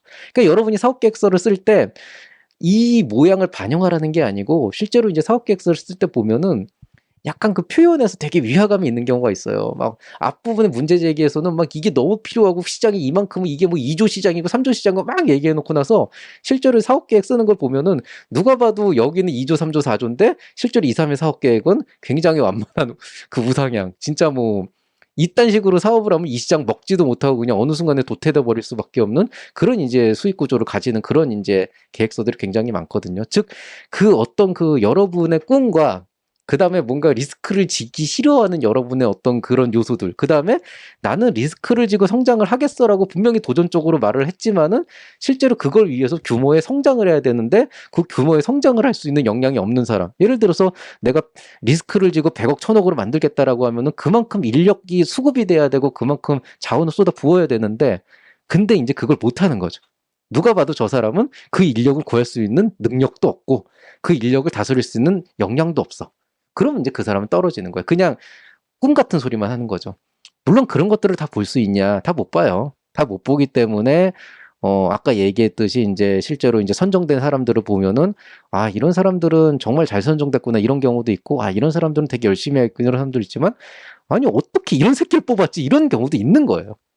그게 완전히 평가가 안 되니까. 저도 사실은 그걸 완벽하게 평가를 못 하는 게 사실 어느 정도 일정 부분 이상은 그 대표자가 사기를 쳐도 그거를 완벽하게 가려내기가 힘들고 이 사람이 얘기하는 게 일단은 어느 정도 맞다라고 하는 전제 조건을 깔고 들어가기 때문에 완전 허황된 얘기가 아니면은 웬만한 선에서는 이제 조금 그거를 감안해가지고 얘기를 하거든요. 그러다 보면 가끔 가다가 나쁜 새끼들이 들어와요.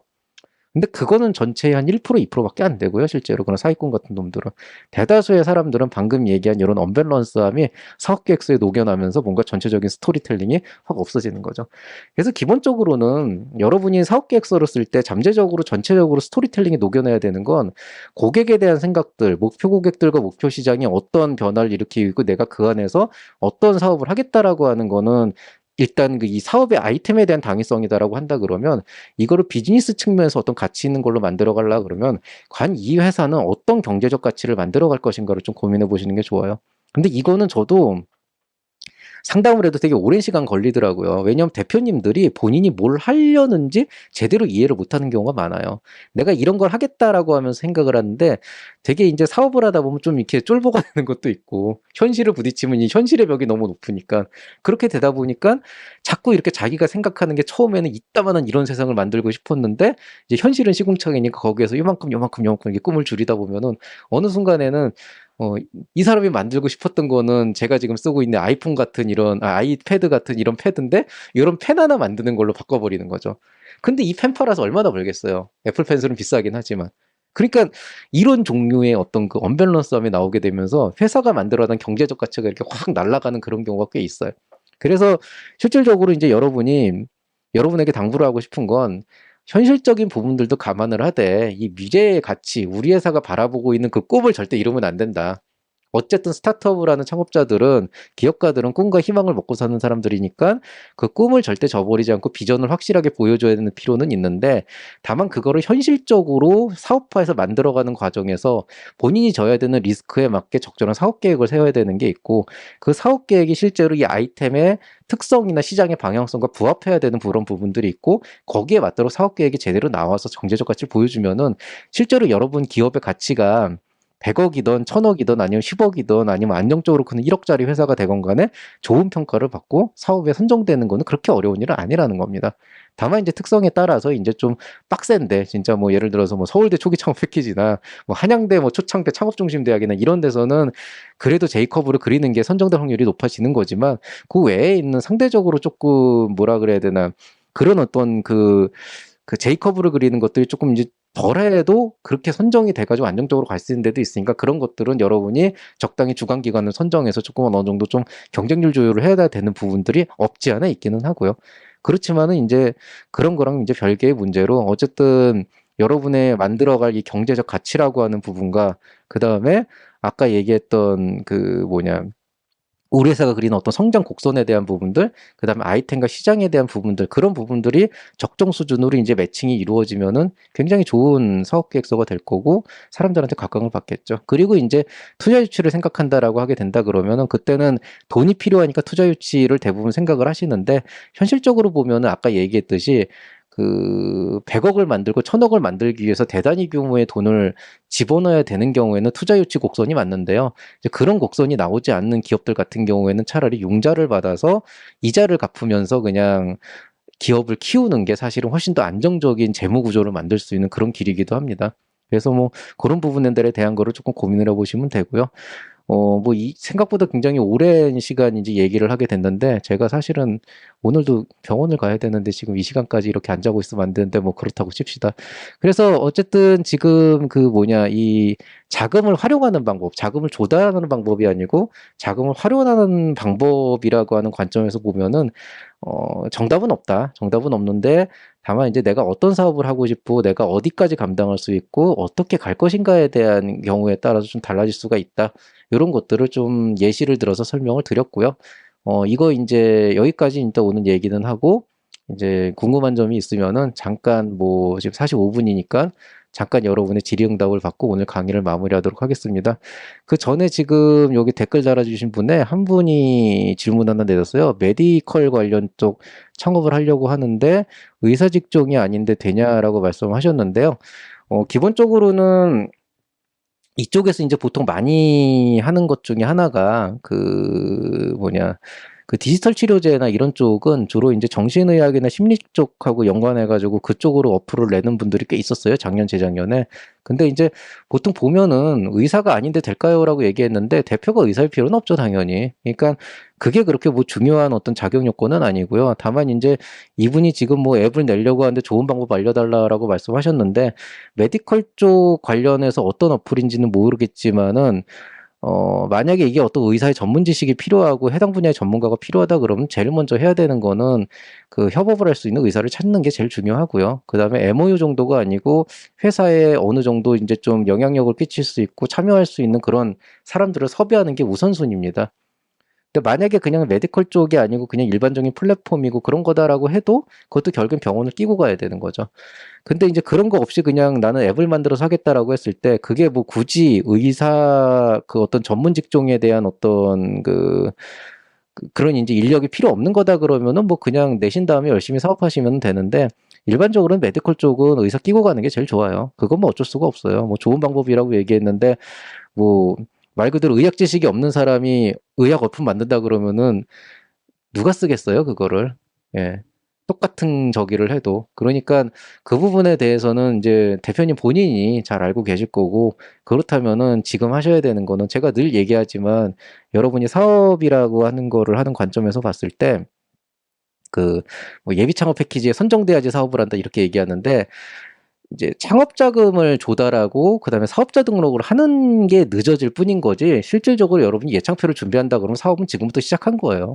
그러니까 앱을 내려고 한다라고 했다 그러면 메디컬과 관련된 앱을 내려고 한다 그러면은 지금부터 그쪽 분야의 의사를 만나고 병원을 만나서 계속 딜을 쳐야 되는 거고 그 안에서 협업이라는 것도 해야 되는 거고 그 안에서 하다못해 MOU라도 맺어야 되는 거예요. 그리고 내가 아무것도 없는데 어떤 식으로 하냐라고 하게 되면은 사실은 그거는 돈이 있어도 못 하시는 거예요. 그렇게 되면은. 돈이 없어도 그 일을 하셔야지 비로소 그 사업이 성장을 할 수 있습니다. 그래서 그런 어떤 부분들을 감안을 하시고요. 제가 이거를 농담처럼 말씀드리는 게 아니라 실제로 제 제자가 그렇게 했어요.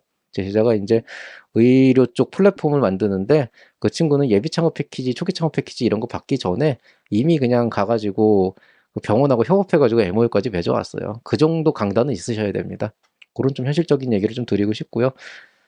뭐 질문 계속 좀 써주세요. 뭐 제가 뭐 아무리 늦었어도 기본적으로 질문은 좀 받아들일 거기 때문에 말씀을 해주시면 되고요. 그 다음에 뭐 작은 가게에서 해도 되냐 이렇게 말씀하셨는데 이거는 아까 말씀드렸듯이 대표님이 어떤 정도의 스케일에서 어디까지 감당을 하고 어떻게 성장을 시킬 것인가에 대한 그런 이제 부분들이 되는 거예요. 말씀드렸듯이 제가 유튜브 채널을 운영하면서 저는 이걸 사업적으로 막 10만, 100만까지는 못 갈 거라고 봤기 때문에 우리나라 창업자가 그 정도 없기 때문에 저는 그냥 천천히 오랫동안 해먹으면서 시장을 나 혼자 해먹겠다라고 하는 그런 이제 투철한 정신을 가지고 버틴 거고요. 그렇게 하는 방법도 있고, 근데 만약에 이 시장이 너무 너도 나도 들어와가지고 할 수 있는 시장이고 빨리 자리를 잡아서 내가 원톱으로 치고 나가지 않으면 안 된다 그런다면은 그때는 방법 없어요. 투입을 어떤 수단과 방법을 가리지 않고서 투입을 하셔야 돼요. 그런 요소들을 좀 말씀시키면 되겠고요. 보훈님 아까 프랑스 어디 사셨냐고. 예, 아까 말씀 잠깐 제가 보고 말씀드렸지만 제가 릴에 있었고요. 릴에 있었고 이제 뚜르 파이라고 했는데 원래는 뚜흐죠, 뚜흐. 예, 그 같은 시대였던 것 같은데 어쨌든 한 4년 정도 있었습니다. 정확하게는 2009년도부터 2012년도까지 있었고요. 굉장히 좋은 시간이었는데 뭐 사실 나올 때 너무 안 좋게 나와가지고 좀 굉장히 경제적으로 힘든 상황에서 나와가지고 한국에서 자리 잡을 때 되게 힘들긴 했었습니다.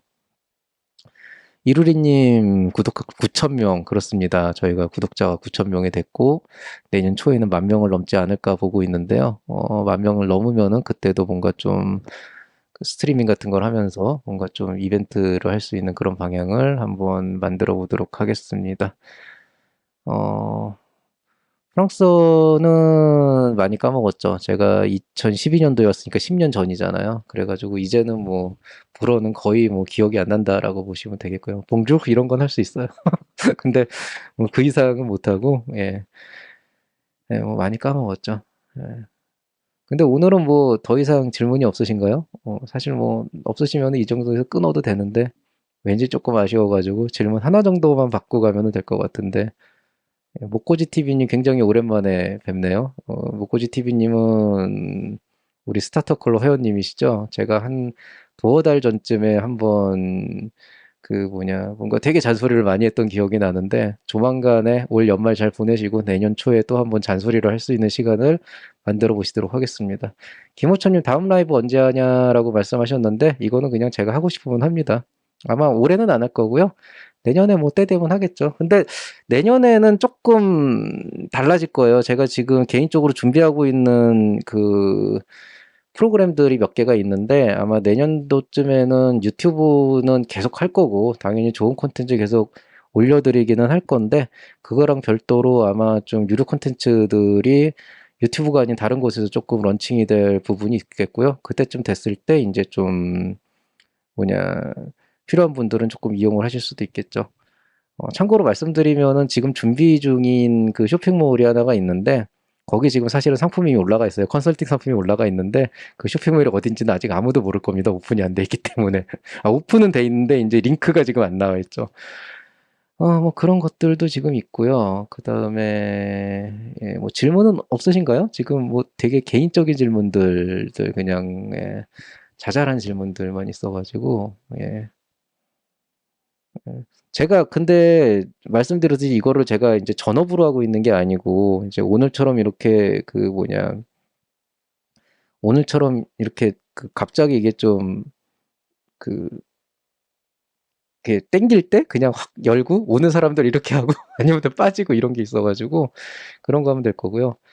방송 처음 할 때랑 지금 하는 마음 상태다. 이거 되게 중요한 얘기인데 이거 되게 지극히 이제 개인적인 얘기거든요. 근데 이거는 한번 좀 개인적으로 이 얘기지만 한번 해보면 될 것 같아요. 제 첫 회 방송이 있어요. 스트리밍에 2월 14일, 2월 19일에 올라왔던 방송이 아직도 있는데 저는 그 방송을 아직도 봐요. 근데 그때 기억을 해보면은 그때는 이제 그냥 약간 여러 가지 이슈 때문에 뭐 온라인으로 뭐 코로나도 있고 뭐 또 하니까 우리 애들도 볼 겸 다른 사람들도 보시면 좋을 것 같으니까 유튜브를 한번 해보자라고 했는데 처음에 제가 이걸 해보려고 웹캠을 사가지고 딱 찍어서 한번 이렇게 뭐 안녕하세요 김장길입니다 이런 걸 한번 해봤는데 너무 어색한 거예요. 너무 어색하고 녹화를 진짜 못하겠는 거예요. 그래가지고 그때는 결국엔 녹화 영상을 못 올리고 그냥 에이 모르겠다 그래가지고 한 일주일 전부터 2월 19일에 스트리밍으로 강의할 테니까 그냥 와라라고 해가지고 그때는 제가 오히려 그 될 대로 되려라는 심정으로 정말 엉망으로 이 스트리밍을 진행을 했었어요. 그 강의를 그때 어쨌든 했는데 제가 아직도 기억에 남는 게 너무 경황도 없고 정신도 없으니까 그때 제 영상을 보시면 얼굴이 여기 조그맣게 이렇게 구탱해 나오거든요. 그 얼굴이 나와 있는데 어떻게 나와 있냐면 제가 그때 아직도 기억나요. 그 칼라 티셔츠 폴로티를 입고 있었고 그 위에 이렇게 그 조끼를 하나 입고 있었거든요. 패딩 조끼를. 그 패딩 조끼 한쪽으로 컬러 하나가 들어가 있고 이쪽은 나와 있었어요. 그러니까 옷차림도 엉망이었던 거죠. 근데 그걸 제가 끝날 때도 몰랐고 한 일주일인가 2주일 지난 다음에 그거를 봤어요. 그러니까 그때는 뭔가 뭐라도 해야 되겠다라고 하는 거고 우리 애들한테 뭔가라도 알려줘야 되는데 오프라인에서도 안 되니까 뭔가를 해야 되겠다. 약간 이런 느낌이었다 그러면은 그 당시의 특징은 뭐였냐면은 그때는 주 콘텐츠가 이제 외부에서 오시는 분들은 거의 없을 거라고 생각했어요. 왜냐면은 그 2월 19일이 정확하게 언제였냐면은요. 아마 기억하실지 모르겠는데 그때가 그 우한 폐렴이라고 하는 그 코로나 초창기가 막 뜨기 시작하면서 이게 뭐 심각해지다 그래서 우리나라에 퍼진다라고 하다가 2월 19일이 뭐였냐면 대구 신천지 그 사태가 터진 날이었거든요. 그래가지고 갑자기 그 다음날부터 3천 명이 올라갔기 때문에 제가 유튜브를 준비하던 시기만 해도 요즘 시기가 너무 어수선하니 시대가 어수선하고 코로나라고 하는 것 때문에 이제 한동안 예전에 그 메르스 사태처럼 한동안 이제 모임을 못할 것 같으니 그냥 한 2달 정도만 요렇게 유튜브에 사다가 요건 적당히 접어버리고 나는 이제 이 유튜브 하는 사람들을 그대로 오프라인으로 옮겨서 학내에서 이제 진행해야지 이런 생각들을 좀 하고 있었거든요. 근데 이제 그게 2년, 3년이 갈 줄 몰랐던 거예요. 그 당시에는.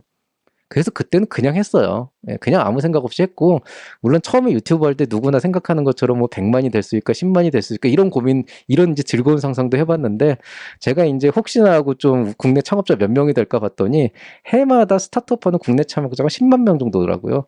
제가 이 시장 100%를 먹어도 실버 버튼을 간신히 받는 모델이라는 건 알고 나서부터는 그건 포기를 했고, 뭐 그렇게 진행을 했었는데, 이제 그 뭐냐, 근데 이제 그게 여태까지 온 거예요. 여태까지 이제 됐고, 그렇게 이제 진행이 되다 보니까 초창기에는 말 그대로 제자들을 가르치는 거였어요. 제자들을 가르치는 거라서 제가 말을 되게 험하게 했어요. 그러니까 좀 혼내듯이 얘기한 거죠. 아, 이런 식으로 창업하면 되겠냐. 근데 이러면 안 된다. 이런 것들이 문제가 있다. 그래서 굉장히 까칠했기 때문에 그 당시 오시는 분들 중에 되게 기분 나빠가지고 가시는 분들도 있고 왜 이렇게 신경질적으로 말을 하냐라는 식으로 해서 가시는 분들도 있고 근데 또 어떤 분들은 굉장히 그 현실적인 얘기들을 날카롭게 해주셔서 감사하다 뭐 이런 분들도 있었고 되게 천차만별이었는데 이제 구독자가 1000명, 2000명, 3000명 정도 오게 되다 보니까 굉장히 재미있는 현상을 발견을 했는데 기분 나빠서 가시는 분들은 악플을 달고 뭐라고 그냥 가세요. 그리고 저도 처음에는 좀 상처를 받았는데 어느 시점이 되니까 뭐 안 좋은 얘기 달면은 그냥 저도 차단해버리는 게 속 편하더라고요. 그러니까 그런 분들한테 뭐 자기가 기분 나쁘고 자기는 뭐 어쨌든 그냥 돈 받아서 쓰겠다는데 그 사람들을 제가 설득을 해야 될 이유도 없고 가르쳐야 될 이유도 없기 때문에 어느 시점이 되니까 이제 여기에 찾아와서 남으면서 그래도 제 얘기를 좀 들어주시는 분들 위주로 이제 콘텐츠를 짜게 되는 거죠. 그렇게 되다 보니까 쓴소리를 안 하게 되는 거예요. 왜냐하면 쓴소리라고 하는 건 뭔가를 잘못하고 있고 뭔가를 그런 사람들을 사실은 욕하는 거잖아요. 근데 아까 얘기했듯이 실제로 그런 사람은 전체 비중의 한 10%, 5%밖에 안 되거든요. 그 5% 되는 사람들 이 채널을 안 와요. 와도 기분 나빠서 나간단 말이에요. 욕하고 나간단 말이에요. 그럼 나머지 95%한테 제가 승질을 내는 거예요. 그게 굉장히 잘못됐다라는 거를 제가 작년 중반에 알았어요. 그래서 그다음부터는 그렇게 센 얘기를 안 하는 거죠. 그래서 좀 그런 마음가짐? 그러니까 옛날에는 뭔가 이 세상에 대한 울분이 있었기 때문에 그 울분을 막 그냥 무차별적으로 난사를 하던 이딴 식으로 창업을 하니까 세상이 안 좋아지는 거고 이딴 식으로 하니까 지원 사업이 문제가 있는 거고 이딴 식으로 하니까 세금을 막 쓰는 거고 막 이렇게 좀 욕을 하고 했던 거다 그러면 작년 중반부 이후부터는 그냥 제가 생각하고 있는 것들 제가 생각하는 어떤 올바른 창업이라고 하는 것, 그런 것들을 봤을 때, 결국에는 창업 자금을 잘 받아서 제대로 활용을 하고 그 안에서 사업 모델을 잘 만들어가는 것도 굉장히 이제 중요한 거고, 그런 것들을 좀 받아들일 수 있는 분들에게 올바르게 전달을 하는 게 중요하다라고 생각을 하기 때문에 이제 진행을 한 거였고요. 그 사이에 이제 그 수익 모델이 나오는 1000명이 나오고 하는 것들은 저도 예상을 못 했었어요. 뭐 하루에 1명 들어올 때도 있었으니까요. 근데 이제 1000명이 넘어간 다음부터도 굳이 수익 모델을 만들 생각은 없었던 게 이제 그 하는 유튜브를 통해서 소통하는 것 자체가 너무 행복했으니까. 근데 이제 한 1000명 넘어가고 2000명 넘어가고 하다 보니까 이상한 분들이 들어오세요. 계속 뭔가 말도 안 되는 욕을 하시는 분들이 들어오는데 그렇게 이제 진행을 하다 보니까 그 뭐냐 제가 멘탈이 털리더라고요. 그 멘탈이 털리는 게 뭐냐면 와, 내가 4시간을 쪼개가지고 밤을 새고 하면서 영상을 찍어서 올리는데 이딴 소리를 들으려고 내가 영상을 올리냐? 이런 생각이 되니까 그때부터 이제 저도 뭔가 이거를 내가 지속적으로 해가려면은 나한테도 어떤 반대급부가 있어야겠다. 그 반대급부를 하기 위해서 유료화를 그때 시작을 한 거고 거기서 멤버십을 하나씩 만들어 간 거죠. 그래서 지금은 뭐 굉장히 즐거운 일이고요. 즐거운 일인데 또 하나 이제 깨달은 거는 적정한 수준의 무료 콘텐츠를 제공하고 적정한 수준의 어떤 서비스나 이런 것들을 드리는 것들이 굉장히 중요한 일이고 실제로 이런 이제 기회를 잘 못 받고 아까 얘기했듯이 진짜 그냥 혼자서 그냥 열심히 그냥 맨땅에 헤딩하시 창업하시다가 정작 받아야 될 사람이 창업 지원 사업을 못 받고 받으면 안 되는 저딴 식으로 창업을 안 되는 사람들이 창업을 하게 되는 그런 지원 자금을 가지고 막 살아가면서 그걸 자랑스럽게 여기는 그런 잘못된 현상들을 보다 보니까 그런 것들을 바꾸기 위해서 채널 M&L이 유지가 돼야 된다라는 그런 이제 사명감도 있고요. 또 한편으로는 근데 그런 분들이 사실 생각보다 극히 일부고 대부분은 뭔가를 이렇게 좀 이렇게 계속 무료로 풀면은 그거를 인제 더 가져가려고 하시는 분들이 많아요, 실제로는. 근데 그게 되게 힘들어요, 실제로 보면. 저도 인제 학교에 있는 사람이고 어쨌든 이 개인적으로 하는 유튜브라고 하는 게 제가 학교에서 하는 업무를 방해를 해서 우리 학생들한테 가야 마땅한 혜택을 없애면 안 되기 때문에 저도 나름대로의 선을 긋고 있는 거고요.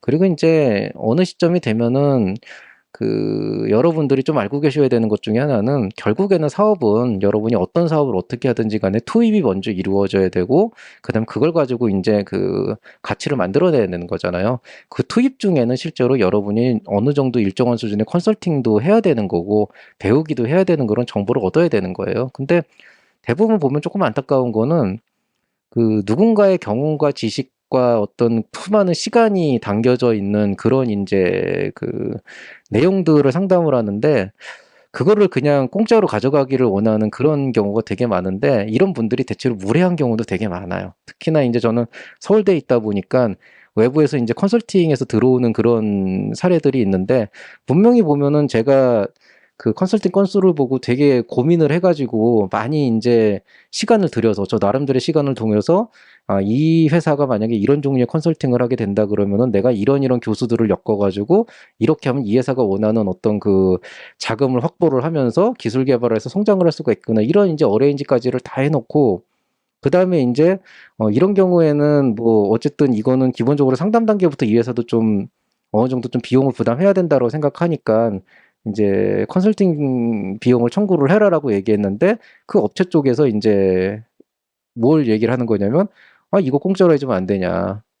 이런 식으로 인제 얘기가 나오는 거죠. 그래 가지고 쪼끔 납득은 안 됐어요. 그 회사 매출이 몇 억 수준이 아니었거든요, 제가 찾아본 바로는. 근데 그 돈을 쓰기가 싫다고 비용 처리를 하기가 싫다고. 그래서 "그럼 뭐 다른 데 알아보셔라."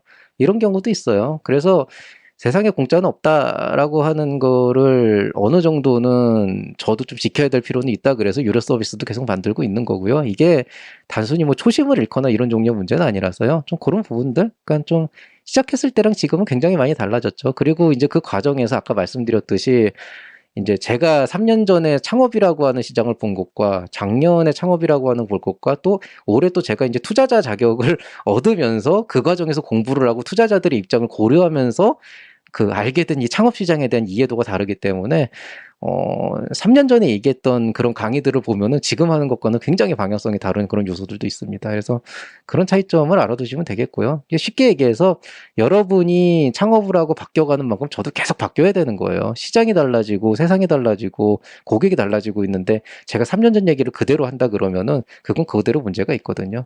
그래서 뭐 고런 얘기들 좀 해 드리면 될 것 같고요.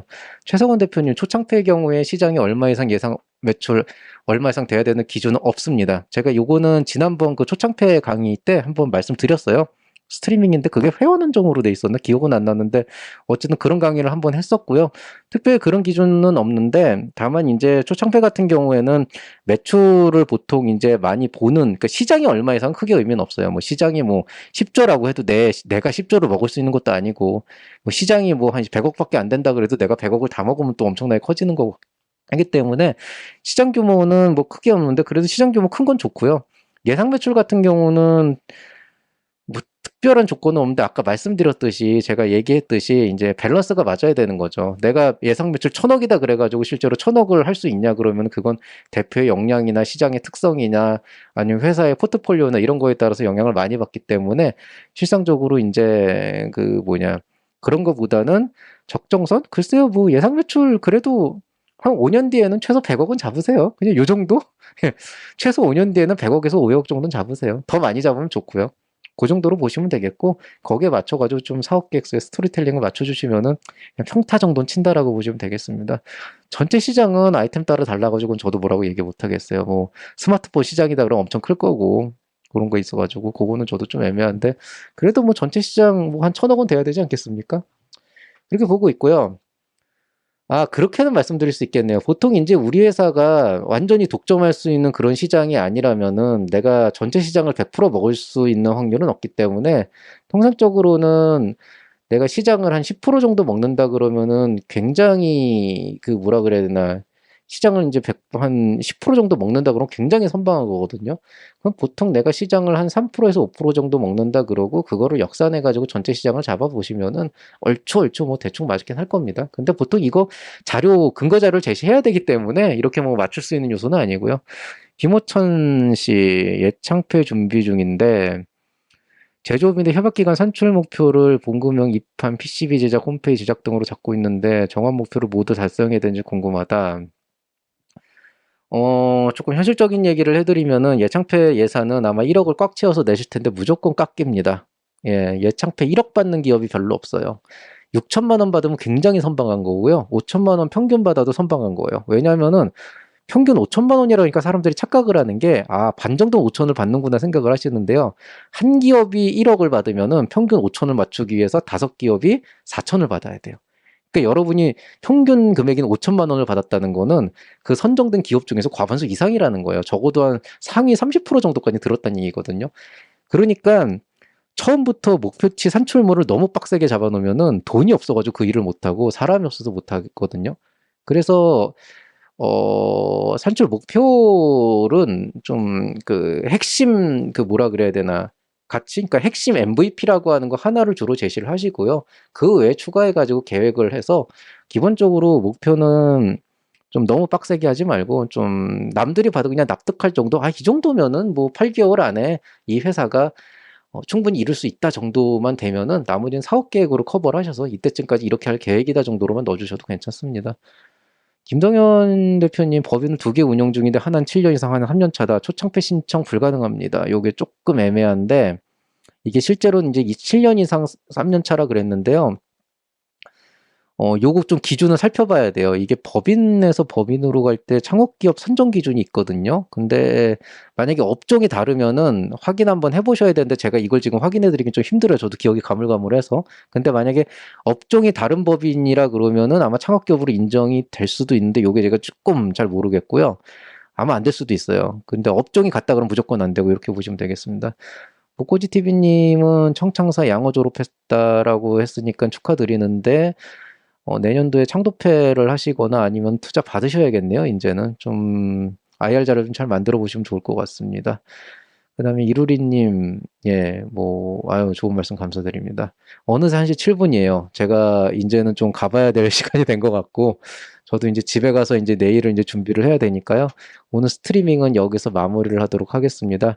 요 스트림 내용은 제가 요거 끝나고 나면은 한 내일 오전 중에 제가 이 스트리밍은 잠깐 닫을 거예요. 잠깐 닫을 거고, 그다음에 이제 내일 저녁에 한나절 내일 하루 동안 이걸 못 보시고 저녁 됐을 때 요거를 조금 제가 편집해가지고 녹화본을 편집해서 올리는 걸로 마무리를 하도록 하겠습니다. 자, 그럼 여기서 이만 인사를 드리겠습니다. 뭐 더 얘기하고 싶던 저도 지금 5시에 출발해야 되거든요. 그래서 지금 한 3, 4시간밖에 못 자기 때문에, 여러분하고 연말에 만나서 얘기해가지고 너무 좋았고요. 어, 이제 이틀 남았잖아요. 이틀 남았으니까 다들 열심히 선방하시고, 이제는 뭐 남은 기간 동안에 더 뭐를 한다는 거는 좀 어려울 것 같아요. 그래가지고 좀 남은 기간은 조금 쉬시면서 리프레시를 하면서 연말 보내는 게 좋을 것 같고요. 새해가 되면은 굉장히 다양한 것들을 저도 런칭해서 보여드릴 테니까 강요는 아니고요. 이제 관심 있는 분들은 이용을 하셔도 좋을 것 같습니다. 자, 모두 수고 많이 하셨고요. 저는 신년 컬럼으로 인사드리겠습니다. 예, 그러면은 모두 편안한 밤 보내시기 바랍니다. 이상 채널 M&A의 밸류 크리에이터 김장기였습니다. 여러분 사랑합니다.